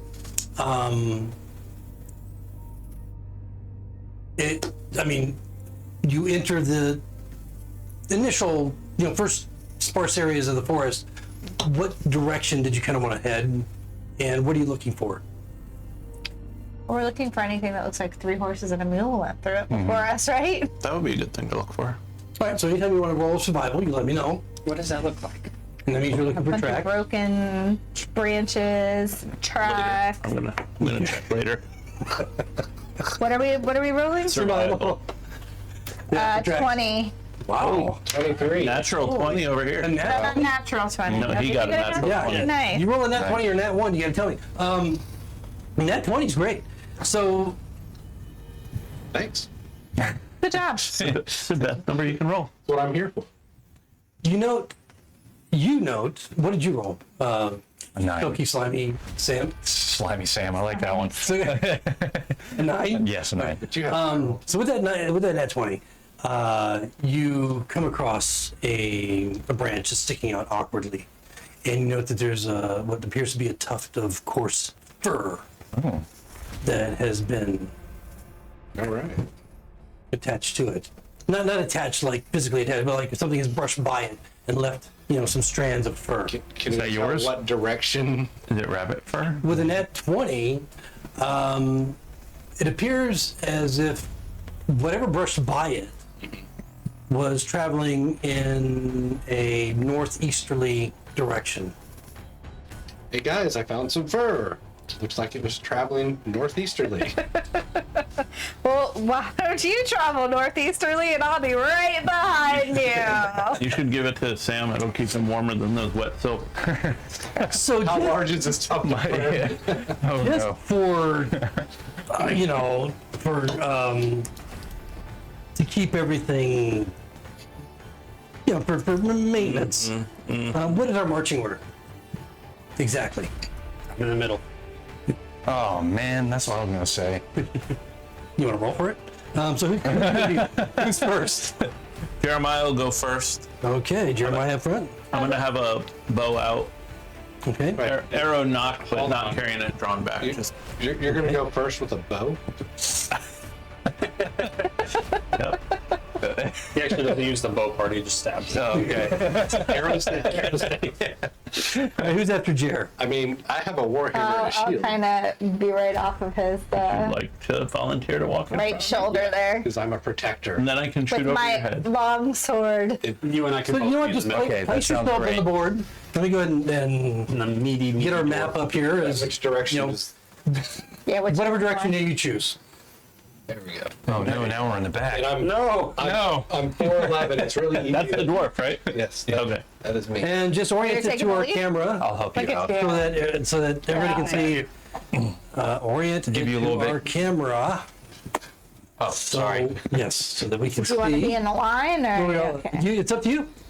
I mean, you're in the wide open going. fucking forest, so you can be side by side if you want in like a skirmish line. It's up to you. I'm good with whatever. We're awfully tight there, buddy. I like it tight. All right. Oh, jeez. It's a warmth embrace. So, okay.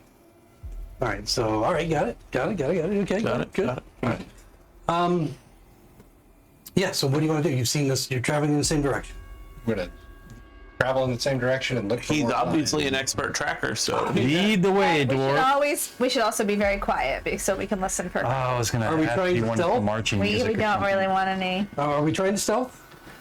I'm not trying to stealth. We're just not talking. To listen. Yes. Okay. All right. So we're trying to be reasonably subtle without stealthing. Yes. Correct. Got it.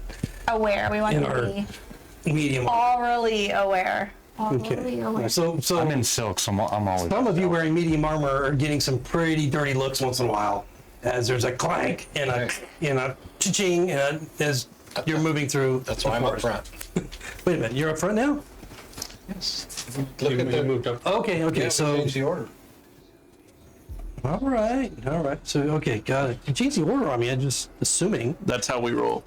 It's cool. Do you want us to all roll stealth and take the average? No. I mean, unless you're actually stealthing, which is going to be at half movement because Or the- none of you are proficient in stealth. We're not making extra noise. One of us is. Is he? Oh, well, okay, sorry. I have advantage on it. Okay, or do you want to do that? Do you want to try and move as a group, stealth? We're in the middle of an open Yeah. field. And that's how. No, you're in No. the forest. You're okay. In the forest. No, we're good. Okay. I mean, the Just Baron, checking. the Baron Wolf knows long we're do you have? coming He anyway. brought it up. All right. The Jesus. dual-faced dude. I didn't bring up stealthing. I Two-Face? think that was Didn't you Sam. just say that? No. Blame me. All right. That was you. You said, should we all roll stealth No, and take no, the average? That was after he brought it up. I didn't bring up stealth. Someone did. I'll roll it if you guys want me to. Any event, no stealth. All right. So, but you're trying to be quiet, but not stealth. Yeah. So, all right. So you're moving to the forest. Quiet so we can listen, not quiet so nobody hears us. Got it. So I have your passives. As you get deeper into the forest, it's still morning, not late, and if you at any point want to continue to make survival rolls for tracking, you can. There's no point for me to do that. Not yet. I'm gonna one day. Yeah. Yeah. No, I rolled a nat one. I'm not gonna roll. I took a nap. You just surrendered. Yeah. I got 16. 16, that's not terrible. I mean, even 16, you're just traveling in a general direction that our friend Dornak has indicated.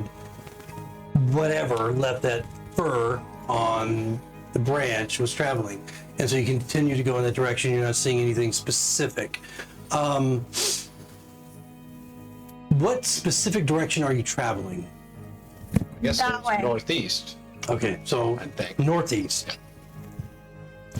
You notice that there is, through the forest, probably about 50, 60 feet away, what looks to be a cleared area where a narrow, no, that's not that narrow, but a roadway is kind of paralleling your course. So you're in the forest, the roadway's kind of paralleling in the northeast direction. Do you think they would have taken that road over there?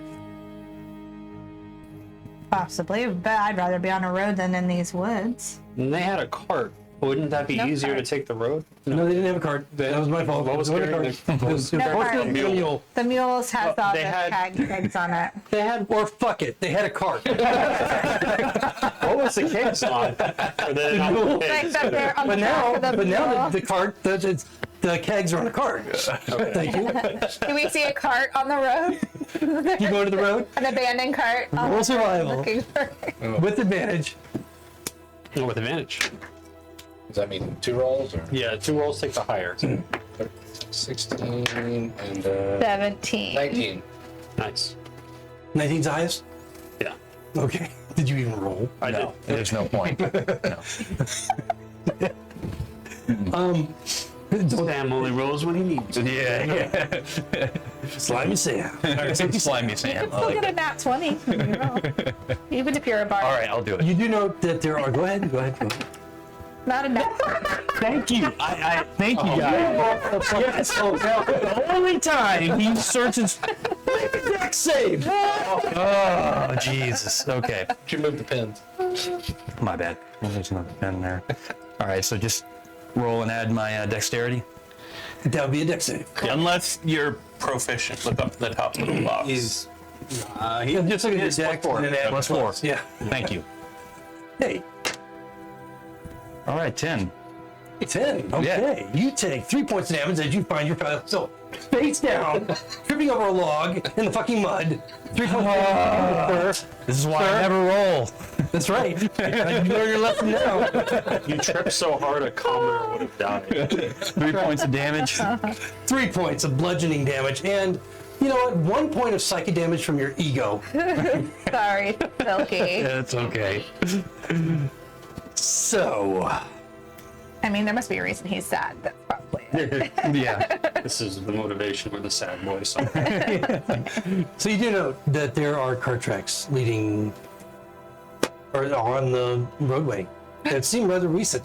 Cart tracks. Thank God. Yes, they got a yes, but cart. we have now determined that there's a cart, not a mule. Let's follow the cart. Webbing Tracks. They got far. Follow the cart tracks? Okay. All Follow right. the So, cart tracks. yeah, easy enough. Follow the yellow brick road. Soon enough, following the road, the cart tracks on the road, you find that there is that the forest starts to change a little bit. There seem to be these awkward breaks, pits in the ground that are 10, 20 feet deep, maybe 30, 40, 50, 60 feet across in some areas. Broken trees, cleared areas, as if something has literally dug out these roughs in the ground. And they start to become more and more numerous as you travel further following this road. Until up ahead, you see a dwarf standing in the roadway, looking down at you coming forward, like trying to clear his vision as to who might be approaching. Did you say a And- dwarf? A dwarf. Okay. And there are again, pits all around. And the pits over near where the dwarf is, and kind of off into the forest a little bit, but not too far away, you can hear tink, tink, tink, as if metal on stone. And you see once in a while a head pop up from a pit, and then down, and then you see, someone coming up with a handful of gravel, what looks like gravel from the distance, and then depositing it into a barrel, which there are several of around. You don't see a cart, but you see the dwarf, and he seems to be nervously hopping from foot to foot as you approach. How far away are we? At this point, you're in the forest, and you're kind of just following, so you're about 60 feet away. I'm gonna holler, hi ho! Hi-ho! Can I guess, Are there 7 of them? in a loud voice, greet him in Dwarven, and maybe a traditional Dwarven manner, see what's going on? Okay. He What does that sound like? I don't know. Dan's looking uncertain for a moment, and he responds in kind of a hurried greeting. And then it's, what are you doing? In Dwarven or Common? In common. Well, yes, we'll just say in common. Okay. What are you doing? Who are you? We're travelers looking for our friends who might be in trouble. Oh, your friends. They're explorers. Have you seen anyone with a Oh, cart your full friends? of ale? Are you continuing to approach? Guys, should we continue? Well, 60 feet is only the length of a Yeah, I mean, zero lot line yard. Not far. It's okay. Yeah. So, well, where are these heads popping up in these holes? Off to the side of the road. The road continues, and then you can see it kind of ends. There's your epidote. And Nine. the various pits that there are various, you can see heads popping out here and there. They look human, mostly. I mean, you don't see any other dwarves around other than this guy. But they're obviously working within these pits, and once in a while coming up and depositing some like gravel material into a barrel. You don't see any carts. The cart tracks continue to the end of this road. Right? I mean, a dwarf is standing between the cart Yeah. tracks. Okay, so I'll continue approaching him and ask him, said, hey, we're looking for our friends that, that had this cart. And it looks like they came right through here. Oh, shock, sick. Good boys. That's right, man. We found. You found him? Is John okay? I don't know their names. Gaston, is he okay? I don't care about Guess. I like John. Or Renee. Well, there are three of them. 3, yes. How many did you find? Who are you? I'm Felicia Fitch. Well, you're hunters of the beast. We are. Seems dubious.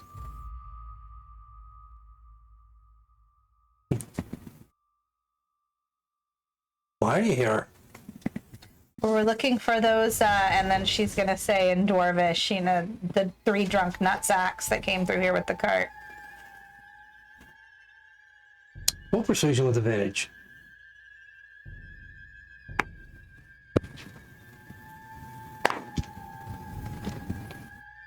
Uh, 11. 11.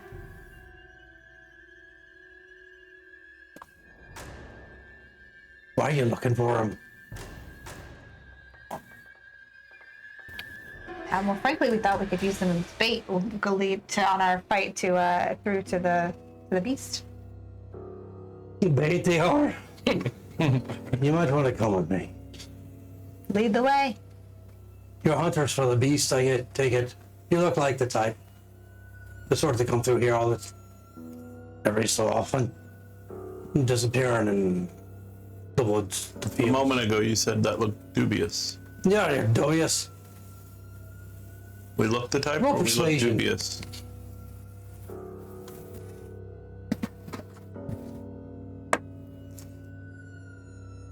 No. Is there a 0 on that day? There is You not. should just stop talking. We talked to the finer lass here. Come with me. And he leads you, at this point, as he leads you down the road, you can see where the road ends. There are pits all around. The heads that are popping up, they stay visible. There's about 20 in the various pits all around as they are looking up and climbing up the sides and looking to see what's going on. They look like, they have dirty faces, they have dirty clothes, they're carrying picks, they're carrying shovels. Obviously, this is a mining crew that is mining the epidote here in the forest. And just the hundreds of pits, I would say probably 100, 200 pits all around that you pass and that you see where the road ends. And he takes you all the way to the end where you see what was once a campsite. There's the remains of a small fire. There's some bedding here and there. And then most egregiously, you see a dead cart I did cart. Killed the A card. dead card? No. which was with the mule, with pieces and parts and just shattered. Gaston In the a pit. card. And next to the cart, there are two bodies. John's still alive. Or Gaston. Both of them appear to have been ripped to shreds. Off to the side, there are 3 horses that have been gutted. You can see that the sinew and muscle has been ripped from their frames. No different than the humanoid bodies that are not entirely intact. You don't see a third. Is this who you're looking for? Hard to tell. Yes. She's gonna look. They were she's my gonna problem. look. Can we identify them? Can I recognize any of the Yeah. clothes? Roll perception. And you notice that there are about 6 miners standing around when you approach, preparing to, like, put them, like, take them, to bundle them up. You see that there are a couple of canvas to retrieve their bodies and return them to the village. We're about to take them back to Gabli. They must have been here last night. I don't know why they would be here in the night. With the beast around these parts. Clearly they run into it. Would you roll? Looks that way. Not one. Oh. Yeah, they look like dead bodies to you. There was 3 of them though, so one could still be alive. Does it look like it was dragged anywhere? Roll perception. That I'd like. I'm gonna. Anybody who wants to roll one. Yeah, I want to. Yeah, I'm going to too. 8, 11. No. Oh boy. You guys need my help again. 7. No. No. But I'm not gonna. 21? My fear for John's life takes over. I get eagle vision. That's his head there. No. So based on the clothing that you so astutely were paying attention to for some reason the night before at the tavern, I have a keen fashion sense. of course, and I mean, it is the trend of the day. You note that it is Gaston No. and Renee Yes. Oh. that appear to be the remains based on the clothing. The one brother that hasn't spoken.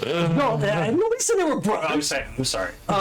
Jean, wherever he might be, It's the beast. you do note with that incredible roll that there are drag marks. There are huge paw marks in the mud and dirt all around. You can see that these 2 figures have been rent to pieces.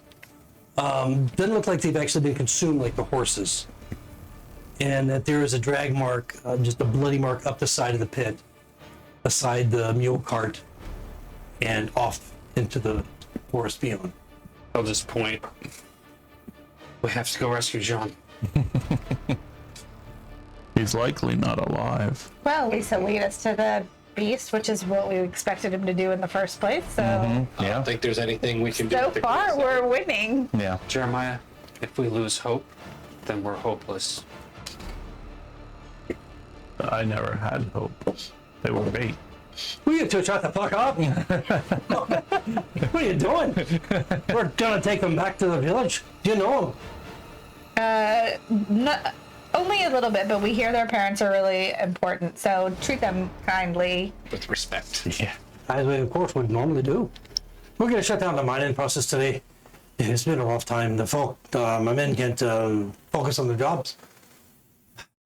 But I'm thinking, you look like a bard. Who, me? Oh yeah. Yes. Could you Oh no. sing a passing for them? So that, they could have been makers, whether it be sooner or some other one. And, in a religious way that, soothes their souls. Oh God! Why did it have to be Gaston? Why did it have to be Gaston And Renee. and Renee? Roll performance. It's abstract. It's new. It's I not. understand this. Deep poetry. It's It's a haiku of pageantry. Yeah. Role performance. oh, I got this.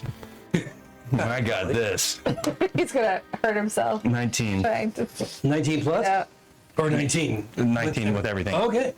Not bad. Not bad. I feel there. You feel better? Oh, I feel fine. Oh. I mean, I'm alive. And I got my arms, I got my legs, I got these. They're a mess. Why aren't you afraid to mine out here with the beast? Because we keep all our folk close. I mean, about a month ago we lost a pair. Well, idiots. They went running off into the fields or the forest looking for chasing a rabbit. They thought they'd looking for lunch. And I told them, no, you stay close, you fools. There's 20 of us, 20 or 30 of us, depending on how many I can recruit to come out and mine the epidote. Couldn't the beast sneak down into a mine and kill the person inside of it and then climb out and sneak into the next hole and kill that person? We'd And all then see climb it. out? It's 2 times the size of a cow. No, these pits are about Stuffed 20 to 40 cows. feet deep. Yeah, that's what I'm thinking. And 20 to, there's no like, you said 20 to 40 feet deep Yep. and 60 feet across. yep. Something twice the size of a cow could fit in that. Yes, they certainly could. But they're different sizes. And so he's just kind of looking at you quizzically like, don't you think we'd notice? I mean, look, we lost 2 of our folk chasing a fucking rabbit. And Did they chase it into the woods? yes, I just said this. He chased it into the woods and they lost their souls. We didn't even find their bodies. We disappeared. So they could still be alive. They could still be chasing that rabbit. A month ago. No performance. There are other wolves now. There are like a pack of little wolves in the forest. Natural. We're not actually persuaded. You rolled another natural one? It was performance. Was it supposed to be persuasion? No matter. If it was persuasion, I would have rolled a different die. It's always persuasion with you. Would you 15. 15? Okay. See? Well, I don't think they would give up what we're offering in compensation for the epidote for a fucking rabbit. I'm pretty sure that when they went off into the woods and we heard the growling and the screaming, that they're probably eaten by the beast. Have you heard any growling today? I haven't, That's good. but we've witnessed this, we've come across this terrible mess here. It's still pretty early in the morning. We're gonna take them back. We're gonna close down the site for a bit. The men they're feeling jumpy. They don't want to be around us, Because of the beast. obviously. It could have dragged Jean back to its lair. Maybe you should send one of your miners with us so he could tell anybody else where its lair is. If you can convince one of our men to go with you, good luck to you. Does anybody want to go hunt the beast? Great kids. Unless you want to roll You persuasion. didn't roll persuasion. You can roll persuasion. He said you have to persuade someone. What? Did pretty good. 19. Okay. I'll give you a peanut. One young fellow, human, comes crawling up the side of the pit. How much you paying? I'll go. Does anybody have any money? Not with this. Oh. 19's not gonna do it. Fuck you. Got 5 gold. No, thank you. Oh, it was worth a shot. And he's continued to, at this point, after they've shown you the body, explain clearly to them, anyway, from their perspective, it looks like the beast has just ripped through them during the night as they camped. And it's kind of an inexplicable thing to them. You can tell, why these, you say 3, were camping here at night, knowing that the beast was about. But they still handled them with care and wrapped their bodies and began to move them down the road back toward the village. Should we follow the tracks? Blood streaks it is. Yep. If you find the other fellow, you said there's 3.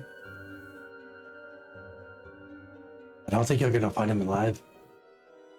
You're just being baited into a trap. You almost know it. Seen it before.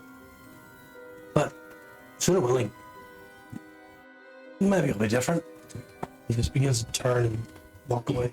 If we find your rabbit hunting friends, we'll send them to you. If you make it back to the village alive, I'm going to kick your ass. Oh, I just want you to know that. He stomps in the mud out.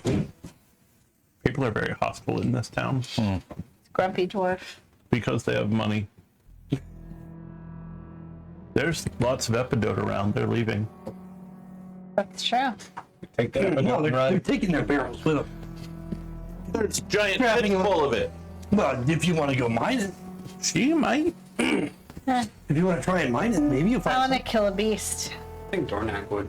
It's really hard to kill a beast if we've never found. If we never find a Stereotype beast. much? well, you're going to attempt to follow the tracks, Let's follow the blood the trail, blood slide. Yeah. go on, presumably, into the forest. Again, listening as best we can. And you want to can roll survival.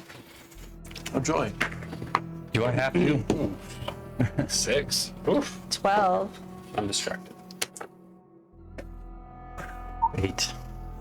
6, 8, Remind me to get 12. rid of this dice thing. That die is bad die. Nice. Nice job, Mike. Sorry. So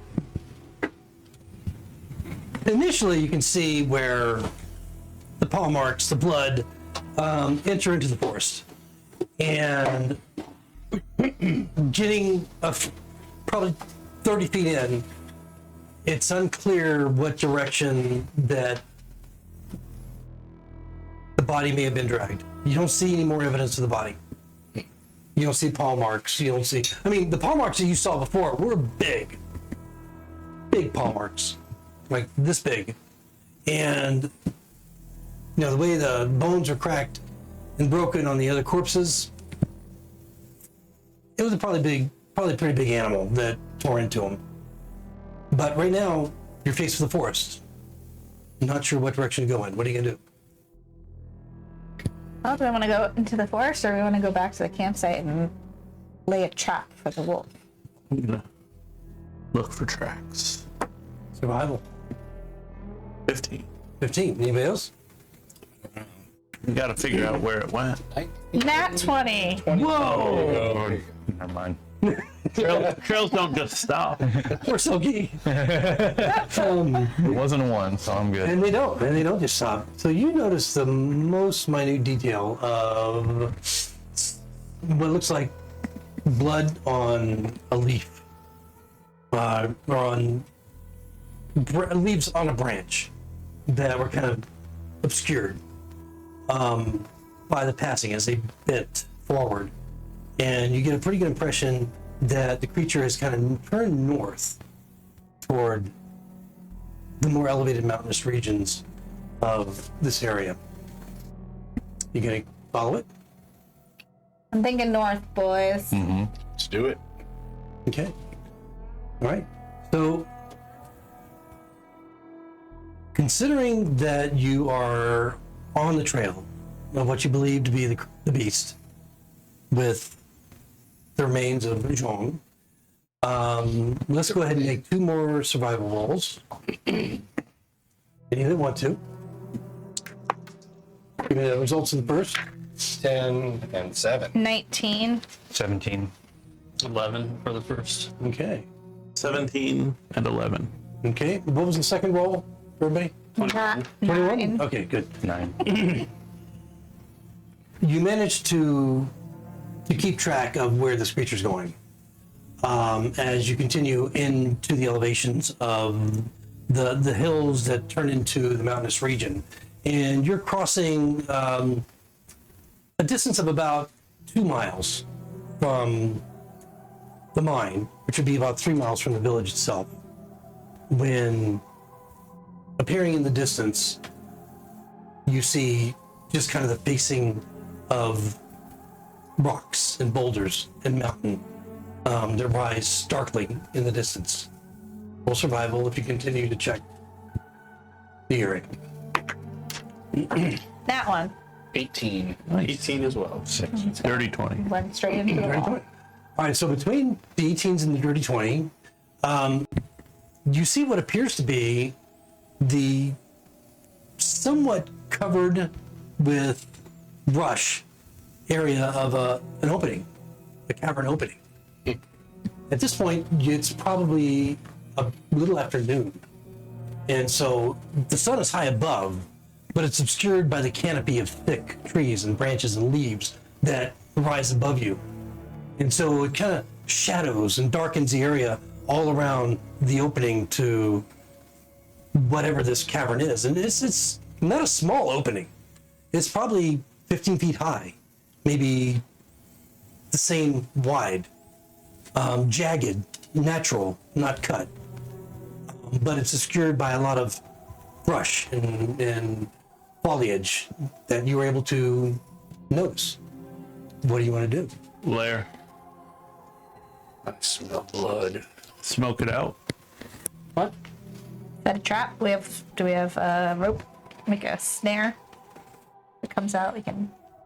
And I'm going to cut for a second. I got to take over a minute. I'll be right back. Knock one in. Anybody else? Sure. No, it's alright.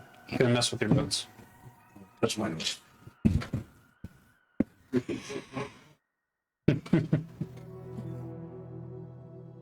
Okay, now's when we get to collaborate without him hearing it. Just charge in, right? Probably not the best idea. Terrible idea. Well, none of us except for you can see in the dark. Sam's the beefiest though. No. Just smoke it out. Get a bunch. He said there's a bunch of foliage around and it's wet. Yeah. Oh, steam. Huh? No, green plants smoke instead of Yeah, if you like can really get it burning Even when them. they're wet? Huh? Even when they're wet? Yeah, they still smoke. Depends how wet they are. Yeah. Right? Well, they have to catch a little. If they can catch fire, absolutely. Outdoorsman. Well, we could also burn some of his silks. No. No, what? Anyway, what do you want to Well, pour? what's our plan? I mean, the guy said this has impenetrable. Jerome said it was impenetrable hide. So where are we? Well, so that probably just means we need magic weapons or stuff to hit it. Which I gotta we cast need a spell thrust harder. before we do that. You what? I gotta cast a spell. Blessing of Forge to make my Warhammer magical. There you go. Remember to do that before we go into battle. Yes. How long does it last? It actually lasts until the next long rest. Oh, the shit. Cast it now. Yeah. No, I should have cast it when we woke up this morning, but we were busy on other stuff. That's useful. Yeah.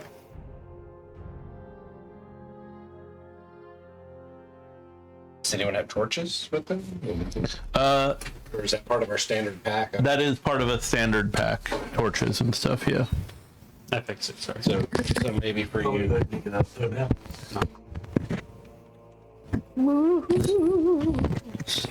guys know what you're dealing with. Giant Its hole. paw prints are this big. It's not twice the size of a cow. It's Well, remember, it's Or- mud. It sinks in the mud. It gets bigger. Even then, this big? Is that yeah. the front? Yes. The dwarf is the first. Okay, so we were facing the ominous cavern, dark and foreboding. As you came upon it, what are you gonna do?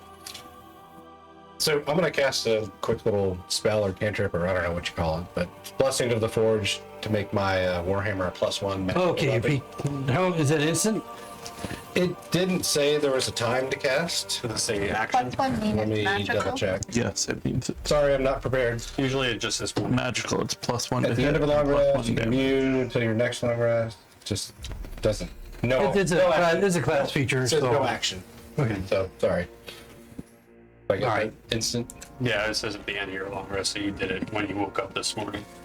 Well, I can do it at any time, but it's a no action.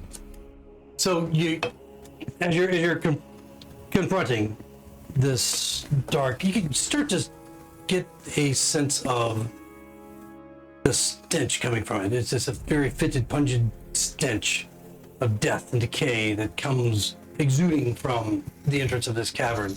And you hear this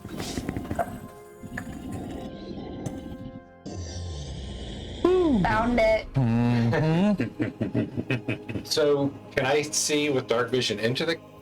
because you're in, I mean, you're in like, you're in shaded areas, it's like canopied from the, so you can see, how far do we have you off the map right now? Like pretty close, right? Like 5 feet out of the cave entrance, yeah. Yeah, so, go ahead. 15 feet from the entrance, probably. Okay. Roundabouts. So you can see with your dark vision, somewhat occluded by the ambient light that is there, just into the cavern. You can see that there is the splash of blood on the stone that acts as kind of the threshold to the cavern. And you can see that there's shadows of things in the darkness beyond. And then you can see just barely what appears to you as the rather large, furry features and extended snout growling from the darkness. Guys, it's A right wolf-like there. creature. Kill it. Can I tell how far in? It's like just like within a few feet within the cavern itself. It's just So, like 20, 25 feet away. yep. And Kill it. Charge in and That's a terrible idea. I need everybody roll initiative. Yay! Finally. No. 16. Anybody above a 20? Dirty 20. Dirty 20 for Jeremiah. Okay. Anybody above a 15? Dornak. Silky. What'd you roll? 17. 17, Dornak. Okay. Anybody above 12? Oh, Silky was Sammy. okay. Oh, what'd you roll? 16. 16. Okay. Silky 16. And anybody above a 10? 14. 14 for Fitch. Okay. What'd you roll? 9. Okay. All right. Takes me a second to transform.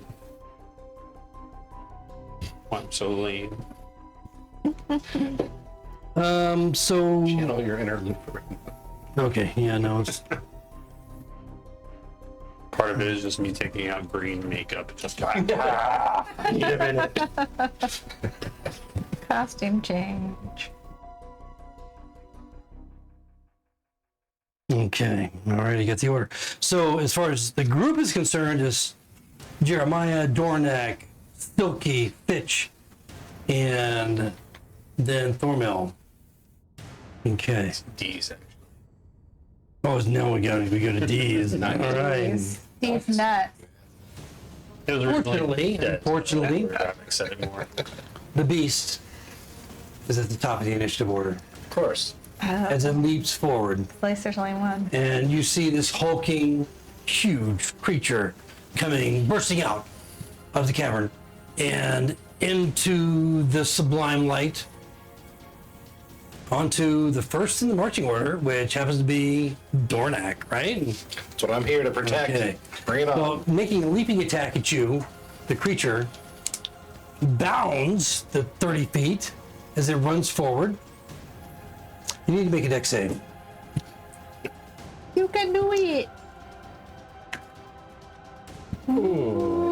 9, 10. You are thrown prone as the creature lands upon you, and then it claws and bites at your neck and your any exposed parts of your body. Literally, That's supine. what are you wearing? Chainmail, right? And a shield. And a shield. Okay, all right. Let's see if it can get through your defenses. So it's bite attack, 16. 16 hit. No. No. Okay, so as it bites your chain armor, it's able to deflect the savage jaws, and then its claws as it rolls a 26. Oh yeah, that definitely hits. Okay. Do you think that hits? Maybe. On a Friday. I think a 26 hits most level 3 creatures. I hope so. Okay, so as it claws into your body, these ripping through parts of your chainmail and into your flesh below, doing a little bit of damage as it pounces upon you. Wow. Okay, so You kill yourself. 36 points of holy piercing damage from the claws as it comes out. Well, no, that was fun. Does that put you down? Yeah. Yeah. We're level 3. I'm a barbarian. It would put me down. Oh. He's like, it doesn't matter how long it takes to get to initiative. They're gonna die in 2 minutes when they get there. Holy crow. That is not 2 times the size of a cow. That's at least 3 cows. So he sometimes overpopulates his monsters for us. Oh, okay. Oh, really? Is that the way it works? Yeah, always. You know what, guys? This is gonna This have to is be one another up the butt figure. situation, isn't it? Ooh. This is going to be the. I want Fitch to be the only one to walk away. And then it's you lost the first group to the penis ogre, second group to. She's gonna go I hide. didn't lost the first group. Abercrombie survived. She's gonna go Where is he hide. now? I'm playing something else. I said I lost him. I didn't say he was dead. I was just like, So you're, Abercrombie? at this point, you're literally unconscious. So you're not dead. You'll start making death saves next round. So that brings How good our healer is down. So that's going to end the creature's turn attacks. as it has made its bounding leap and One attack hit. on the first in the marching order, which was Dornak. So it's going to bring up Jeremiah. Jeremiah's gonna take 5 feet back and try to shoot with that bow that he had already said he had out. Good thing you weren't first. That sucks. 11. 11. And an 11 misses. I figured it would. Into the forest. Um, Beyond. Huge. Size of 3 cows. I know. You Like a barn door. No more size modifier AC penalties in this edition. Anything else from No. Jeremiah? No. Dornak, you can make a death save. You roll a d20, add your constitution. Bonus. 7. What's your constitution bonus? 3. Well, I rolled a 4. Oh. Yeah. So that's one on the Where bad it says death side. save, do you want to just click 1? Oh, yeah. Failure. Thanks. You got to get either 3 good or 3 bad. Yeah, one or the other. And that's going to be it for Dornak. Silky, what are you doing? You just saw your friend, your brother in arms go down. You're thinking of a song, but what could it be? It's called running away. Oh my god. That's all you got, Bard. Come on! Inspiration! I am going to be doing that, but that's a bonus action. I guess I'll just throw a dagger at it and see what happens. Okay, throw a dagger. So that's just basically rolling to hit +4, so I roll a d20, correct? Yep. That's a 7. 7 plus 4, 11. No. Nope. We're all in a little shock. Yeah. So I can use my bonus action, right? Uh-huh. And I can use, what was that called? Bardic Inspiration? Who are you going to inspire? I want to inspire this guy because he looks like he needs some inspiration. D's? Yeah, well, Thormel turning to D's, perhaps. Yeah. I have just a sinister smile on my face that you're Yeah. probably familiar with at this point as my muscles are just starting to. Oh man, look at those muscles. Yeah. You have Bardic Tease it Inspiration. out. Is that it for Silky? Yes. Pitch, what are you doing? Silky. I am going to. If I move, am I going to provoke an opportunity attack or not yet? Well, technically, we were behind him. Does it have reach? You don't know. Okay. Well, we were behind him, but when we laid him down, it laid him in front. So technically, you're the square behind the dwarf. You're 5 feet away from it, so he may or may not have reach. He is a huge creature. Well, I'm going to try and use my movement to sneak around into these trees. Are you attempting to hide? Over here? Yes, I'm attempting to hide behind this tree. Okay. Way behind the tree. Oh, well, if you do that, you never left his thing, so you wouldn't get him. That's true. Realize I'm directly in front of him almost. Right, like behind the tree. Okay, what's your good roll yourself? 20, dirty 20. Nice. Wow, that's good. So, I mean, with everything going on and the fact that his claws are digging deeply into Dornak's body And right his now, mouth is full. you feel like he probably hadn't noticed you as you moved off into the trees. Anything else from Fitch? Where's your bonus action? Attack him up the rear now, or do I wait and see what happens? Okay, you're making attacks from a hidden position. Correct. That's going to give you advantage. In the rear. Right here. Oh, it's bonus. Okay. That's not good. What'd you roll? Give me the roll. Give me the roll. 19. 19 hits. Yay. Okay, which one is the 8? 2 pyramid. That one. That's 9 slashing damage with my +1 longsword. Okay. All right, so digging deeply into its hide with your longsword? No, Yep. greatsword. Longsword? Longsword. It kind of it definitely gets its attention as it rears its head up and looks around with anger and pain as it feels the bite of your blade. Anything else from Fitch? And then he reduces his speed by 10 feet. Oh, okay, cool. All right, so it's going to bring up. Oh no. It's D's. Changing the D's. Are you raging? Yeah, raging and frenzying. Okay. It's a little bit of froth starts forming at the corner of his mouth, and he just starts standing taller, grabbing the great axe, And you're feeling more inspired. feeling inspired. All right, Pussy Willows, get out of the way. Oh shit. And as it's trying to whip its head around to look for Fitch, it's gonna bring my axe down on it. That's gonna be 18. 18 hits.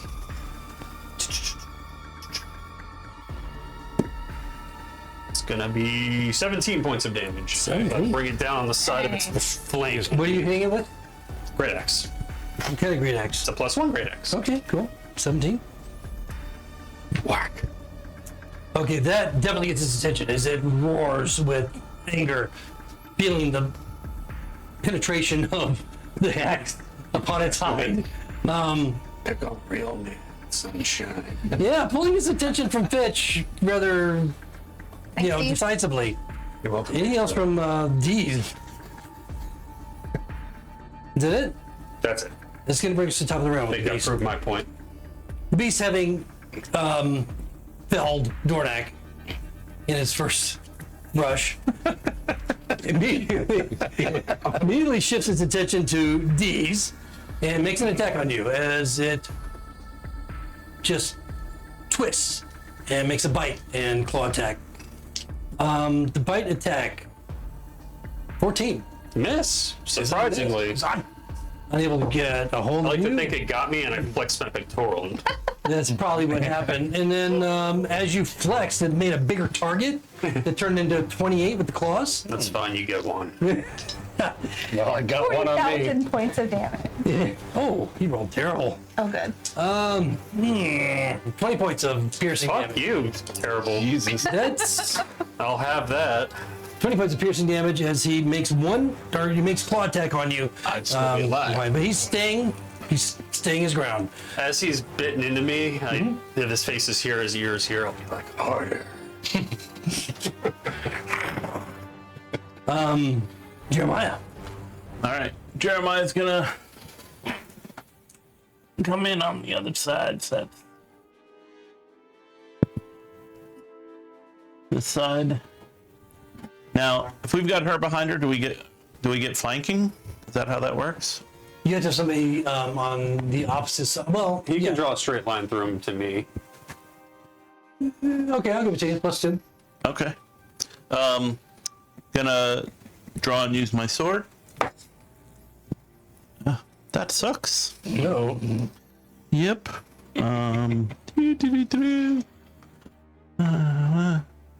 12. Well, this is. I figured it would. You press this coarse spur with your sword. That's okay, because I am going to use one of my key points to make 2 unarmed attacks, and I will try kicking it in the head. Don't you have a sword in your hand? Huh? Don't you have a sword in your hand? Yes, but You can my- drop it? Bonus action has to be unarmed strike for monk. which I just said I'm kicking. Oh, kicking. Got it. A natural 20 Holy shit.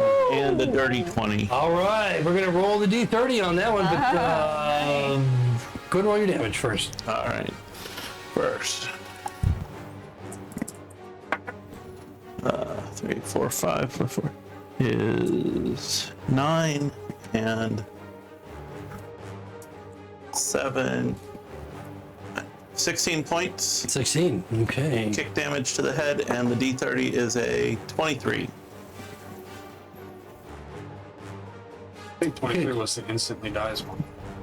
Is that what it was? Okay, bludgeoning damage, right? Yeah. Yes. Okay, so you slam your fist into kick. You slam your kick into its paw, pulverizing its claws, and rendering its claws inoperable for the next turn. So it's not able to use its claws the next turn. I had to fucking improvise that from dropping a sword or some shit to make it work. So All right. Good. yeah. So it didn't use its claws because it's just kind of like stunned by the devastating strike from your kick. Then you just like stomped on its paw or something, whatever. Okay, fuck you. Then it for Jeremiah. That's why they call him the bullfrog. That will be it for Jeremiah. I wish he could talk. But what's going on in his head is I eat bullfrogs for breakfast. All right, Dornak, another death save. You can do it. This is great. The cleric went down in the first round. Yeah. The healer. That's our fault for putting him up What did you front. roll? 9 plus what was my... Your +3, I think, was your con modifier. So you're above 10. Constitution. Okay, so 1 and 1. One Oh, success. so that is a success. Yeah, anything above 10 is a success. Okay. All right. This battle's gonna be over before. Silky. Would it make sense to heal you? It might. If you do heal him, if anybody heals him, it comes to consciousness, and he'll be able to continue with the battle. That sounds like a good idea. Ish. Ish. Well, at least But he's prone. at least he'll be a distraction. Hey, you know what? Chew toy is a distraction. You know what Jourdain said. You don't have to be the. So that right. him being right in that square, that means I can touch him. Yes. Okay, good. So Be I'm gentle. That's the way you want to go with it. So it says, yeah, I'm gonna do Cure Wounds, and it says 1d8 plus your spellcasting ability modifier, Which is charisma for you. which is charisma, which is +5. Oh, that's your saving throw. Oh, my bad. Modifier. +3. Yeah. If you roll really low, you're going to Nice. teabag him. Very nice. Just saying. Okay, so he 11. Okay. Traditionally, when bards heal somebody, they're actually singing to them. Oh. So I made that up.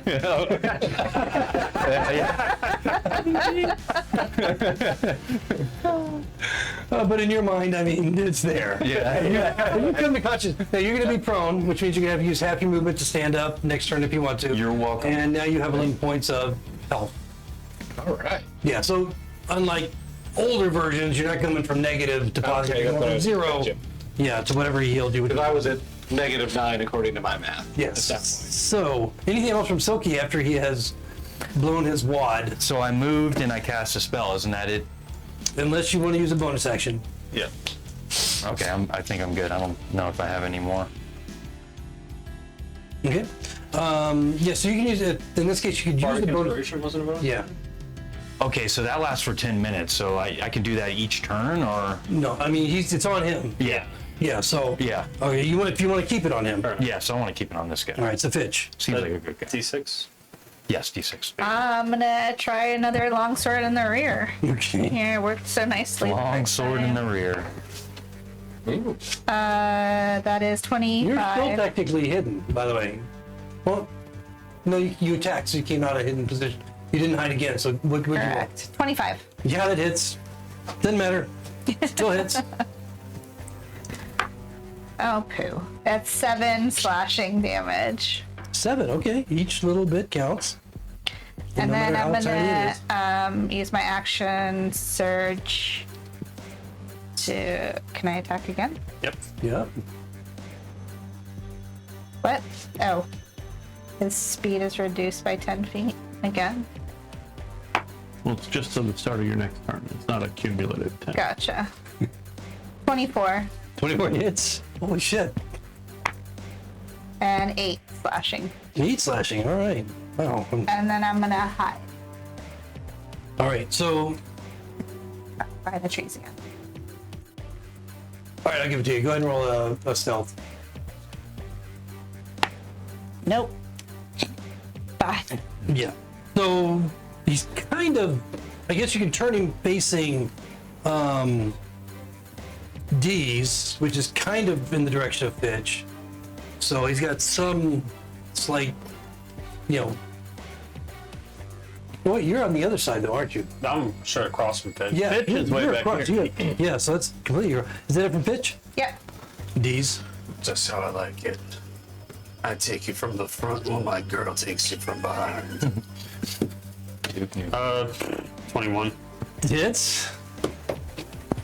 That is a 6 plus 7 is 13. 13 points of damage. Bonus action to attack again because of frenzied is going to be 19.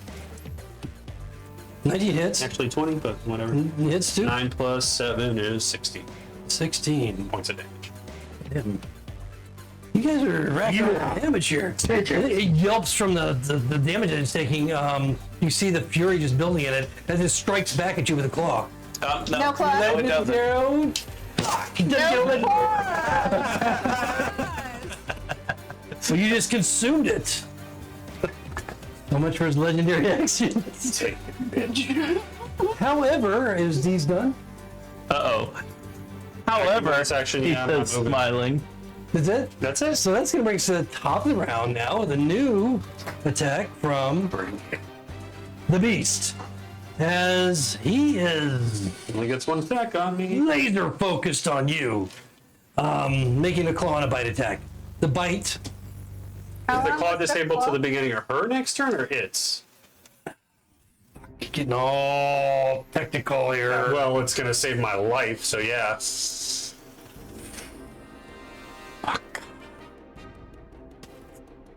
It was 23 if you need the numbers. I know the number. On their next turn.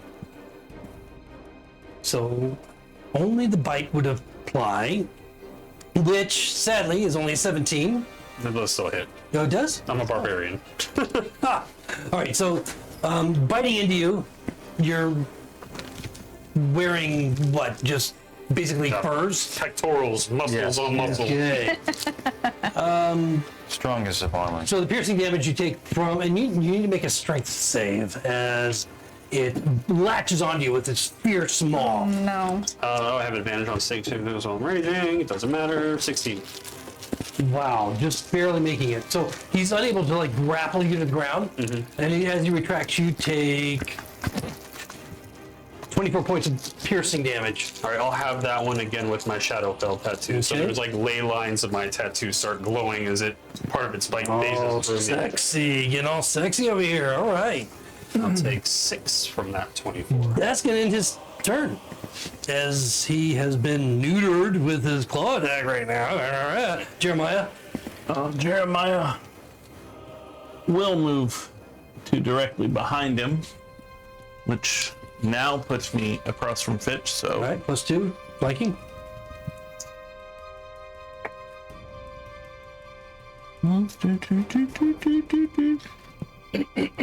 '21 hits. Yes. And hold on, please. That is 12 piercing. 12 piercing. Okay. And Yeah. then I'm gonna kick it twice for my bonus. Really? What? Really? Yep. Okay. As a monk, when I Yeah, attack yes, with I a understand. Kensei weapon. 8, 9, Does 14 hit? No. Then only one of them does. Okay. Did you have the plus 2 complaining? Just ask. I did not. Does 16 hit? Oh. Okay. 7 bludgeoning. Okay. All right. Okay, so somewhat turning its attention from D's, but not entirely, since D's has done just thick damage on this thing.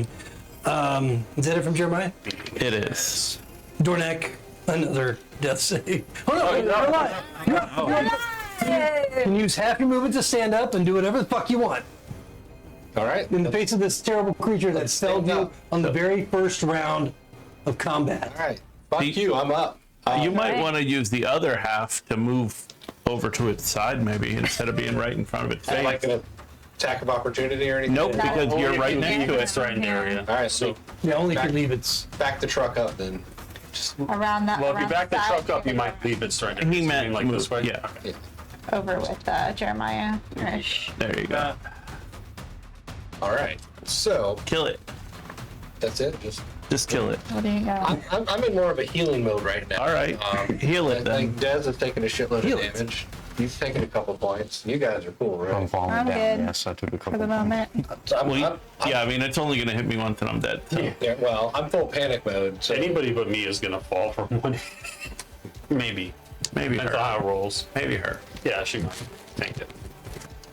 I'm still going to do this prayer of healing, which is going to heal up to 6 folks. That's a 10-minute casting time. Yeah, you don't want to do that one. Oh shit, it is. Wow. Yeah. Never I mind. mean, you can, but you know, it'll be all over by We'll then. all be dead. It's going to be bodies. It's like, hold on, just. Throw a shoe at him or something. Come Never on. mind. And I'm going to. We might be close to killing him. We know. Are you crazy? What are you doing, Eric? I have no idea. This is one of Ravic's legendary creatures. I'm going to cast a guiding bolt. They're all legendary. You'll have disadvantage because that's a ranged spell attacking your melee. God, let's. Sorry, this game sucks. If you want to heal, do you have healing word? That's a bonus action. Yeah. You do, and it's a range. Just fucking hit it. Or that. You do have your magical word. Well, I can hit, I can attack, and still use healing word as my bonus, right? Yep. that's true. Yep. So let me try to hit it. Go. Give it a go. You can try. 9 plus whatever. That's not Nope. gonna hit it. All right. So I'm gonna be still gonna heal this guy with my healing word. So 1 to 4 plus my modifier plus 5. 3 plus 5, 8 to Dez. Thank you so much. Get my little where's my button? That's why you're my favorite. At the moment, I'll try. Monkey mine. What? No. I like the beard. What they all say. So that it from Dornak? I think that's all I can do at this point. Okay, that was titillating. That was So- loud. I'm feeling inspired myself, and I want to get into the action. You can inspire yourself? Yes, I'm You inspired. can inspire yourself. Yes. Take it off of D's and put it on you. Yeah, I want to move forward and hit him Fucking. with. No, I don't think he means that kind of inspired. No. I want to hit him with my flame tongue longsword. Okay, make the attack. So it's +3. Ah, shit. 7. I mean, it's a great effort. I mean, you look it's heroic as you're just flames come bursting from the sword, the blade, as you reach forward and It looks really cool. it does look really cool. As long as it I mean, looks just the whole twisting motion was just awesome. Almost like Michael Flatley. Feet of that? Flames. The river dance guy. Oh, him. Yeah. Okay. Yeah. Yeah. Thank you. Oh, that was a waste of a turn. All right. Okay, Pitch, what are you doing? He has a bonus action. Oh, bonus action, what? Do I have a bonus Do you action? not have healing word or anything? Say it again. Do you have healing word or anything? Oh, I do actually. That is Yeah. a bonus action if you want. Oh, you're It's up to right. you. I'm not trying to rule the lawyer. No. Speaking of rules, Of course, I'm gonna use it. you can cast Guiding Bolt if he can't see you. I just need to back up a little. No, if you back up, he'll attack you Or and you'll just die. around. Hide behind just a hide. tree. Okay. There. behind him. All right, I'm gonna heal this I guy gotta say, since he mentioned roll it. your, Oh, yeah, I have roll to do your it. healing. Where that little bush is. 4 points. Plus Nice. your charisma modifier. So thank you. Nope, down. Keep on. There you go. Gonna do yes. So it's +3, +4, 7. There you go. Perfect. Thank you very much. You're welcome, sir. That's why you're my favorite. Oh yeah. Which one of you said that? Okay, fine. Is it from Silky? The sexy one. No, he's the silky one.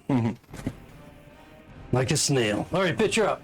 All right, I'm gonna come out and attack from the rear again. There's a lot of rear attacking going on tonight, not just from the beast. And 16. 16? No, madam, you miss. Did you add the +2 from flanking? I did not add +2 from flanking. You so fucking hit. 18. Thanks, Mike. Thanks, Kier. D's. D's Kier. That's 9 slashing. 9, okay.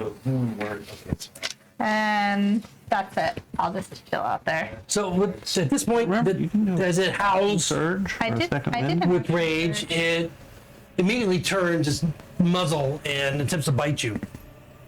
Oh. Mad now. 23. 23 hit. I bet it does. Okay, the damage that you take from that, make a strength save. Wait, why is it attacking me? 13 you points of just hit damage. Legendary actions it's taking. Oh, no. 13 piercing, what'd you roll? So it's got you in its maw. That's an 10. Okay, no, not good enough. And so it has you grappled in its maw. You can still attack, but you just can't move, Gotcha. as it has you clenched tightly in its maw. Good 13 news. points of piercing. It can't bite anybody else. That's true. While you're grappled, it cannot bite anybody else. Thank you for your You're welcome. All right, is that it from Bitch? Yes. D's. What part of her did he bite? How is that? Well, all right, so we're gonna roll to see what part of her it bit. I'm not level with you. Whatever part it is going to be his favorite. It took her in the thigh. That was my favorite part. My favorite thigh. To 23, actually 25. That hits. I'm doing both attacks. I'm using my bonus action either way. And then +9 is 14, so the second one will probably miss. Yeah, second one misses. First one damage. But 18 points of damage. Holy shit! I rolled really? almost max on the d12. Fuck, man! 3. I am a 5 man. God damn, 18 points. Yep. All right, fuck you. Just saying. Wingstop makes good thighs. Okay. They're expensive. That Anything else was from my D? action bonus action. I'm not moving. All right, it's different. That's going to bring us to the top of the round with Beast, Break free with the as it has or wait till it attacks somebody Fitch. else. What? Sorry? It has Fitch and it's Yes, it just does. firmly grasped as well. It's going to make a defensive leap. As it leaps away 30 feet without provoking opportunity attack, In which direction does it leap? whichever direction it chooses. And it's not leaping 30 feet, it's leaping 20 feet because of her slashing ability. What? Every time she hits it, it lowers Oh. its move rate. But That's she true. hit it By last 10 feet, didn't I? Once? time. Once, but not last time, right? Gotcha. She missed. That's right. She it did miss. Yeah. And so 30 feet. No, I hit because I added +2. Didn't that just happen? Yep. You added +2 to your attack, but I think it's. No, yeah. Oh, yes. You're right. The flanking did hit. Yep. Yeah, she's right. Fuck. 20 Checkmate. feet. Checkmate, DM Ravik. I'm gonna assume it's this way, right?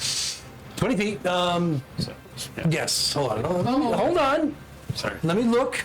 Right next to Because Silky this Sam. is like serious shit going on down right now. I'll move it back. Oh no. I was trying to just do the only clear part without any trees. Yes. Straight ahead. Thank you. 10, 15, 20. And then With a full movement beyond that of precisely 60 feet, oh no! which takes us well up. Well, but no, he's the man-sized creature. So there's no movement penalty for a huge creature carrying a man-sized creature. So it moves the entire 60 feet off the map. Silky gets an Oh, attack. fuck that. Yeah. So no attack of opportunity. Bye. As it leaps away. Well, No, but From the then, move He action, already though. left. then it runs. Now he gets Silky's an here. attack He's of not opportunity. leaping now, he's running. Oh, okay, all right. We'll give it to you. All over Nice. Silky. You Agreed. did inspire yourself. Did he? Yeah, I think he thought about it, but didn't actually do it. No, his inspiration was not an actual song. It was, I'm going to attack. Yes. Oh, So it's I like thought a you said normal they gave attack. me. With whatever modifiers you have available, Okay. So. whatever kind of attack you're doing. Okay. What are you doing? The flame tongue longsword. Do good. I will try. Just hit him. Save me. Damn it. Nope. That's the opposite. He still looks cool, though. You should have told me that before. I did. I said do good. 9. Stop posing every time you do it. I'll hit him 60 one day. feet off into the distance. Yeah, he's How alright. many hit points you have left, bitch? Me? Have I taken damage? You didn't say. You just said he grappled me. You didn't say. Yeah, 13 points left. Oh, okay. Round. 26 points. Am I supposed to tell you how many? I have? Yes, of course you're supposed to tell me. I'm actually supposed to be calculating it, but I leave that to you. You know, the It's players. 26. You have 26 left? Yes. Okay. So, as it's moving away from you at basically 120 feet per round, Jeez. with a dash, there's probably no capable way of any of you pitching up to it. Wait, we don't have a centaur in the party? Not tonight. No, but one of us has a bow, But Zakir would have outrun him. One of us does have a handily. bow. and he's next up in the order. And he is next, well, after the beast. Yeah. Exhaustion. Moving, Just a- dashing. This is the roll of your fucking life. All right. It's just to save me, babe. Don't worry about it. I won't hold it against you forever. I mean, it literally is. Jeremiah. Do you have anything? Just a natural 20. That's it. I mean, are you ready for this? No. Wait. We're gonna do this in the official capacity. Practice. So, We have a fanfare, a drum roll. Yeah, rolled out of the way. yes, Are you ready for this? Dun, dun, dun, dun. we're bringing the sacred statue out. Oh, boy. Oh, wait, what if he wants to roll with his hand? What? He rolled I'll, his hand I'll into roll in the statue. sacred statue. Do you want to roll in the sacred? Yeah. Okay, I would. 'cause I brought the sacred statue out. All right. So Hold on. roll. Let's That get. is so cool. They sell the GameStop. All right. Now, He added There a bit to it, is- but yeah, they sell that statue. That's classic. That's really cool. That's Oh, is he the gonna red light monster up? a light. or whatever. Yeah, from the Monster Manual? Yeah. Yeah. As none of this matters anymore. It doesn't. My silks. We got bigger problems. Yes, you do. Let's get this. Not yet. Purely. There you go. All right. Are we ready? So we need a natural 20. Is that what I'm hearing? No, you don't need a natural 20, but it's gonna need a pretty good, strong roll. Whenever you're ready. +7. No, That looks low. 4 or 3? that's a 3. Epic fail. All that The beast. Nice knowing you. That build up. As the beast leaps and bounds off into the distant forest. Luckily, it didn't take our tracker. With the young She's not that yet. bitch. It is Ma. Destiny, sadly, is not going to be kind to her end. Uh-oh. The beast not necessarily driven from the land, but the rest of the group is saved You're welcome. for the moment. Let's go to the tavern, boys. But with the loss of one very important and sexy, beautiful companion, the Jordan Jerome will We don't. despise all of you. We don't know. Words fast. We don't know that she's lost. She might have continued fighting it. She can fight while she's grappled. Got a 20. Killed it. Yeah, I wouldn't have killed it. She's hanging out with the miners. Yeah, Better start it's, chasing the rat. but becomes part of the source of legend in these parts. Sing as about me. Another in the long line of hunters that have met their demise by the beast of Gabli. And thus ends our adventure tonight. Maybe down the road there might be another opportunity to face the creature if it has not moved on to pastures beyond the village. That's a tale for another time. That's right. Yeah, everybody, thank you very much. We've had appreciate you joining us in this crazy adventure with this crazy bunch of folk. And we'll see you next time, hopefully for the next segment of our campaign next week. Good night. Good night. Sorry. I am curious if I had rolled the original die with the hand. I'm curious. Yeah. That would have hit. What was it? It was an 18 before my plus. yeah. How much HP did it have left? Can we know? That might. It had 19 hit points. Mother. I mean, you guys bored the shit out of this thing. You especially. Let's call out you pussy.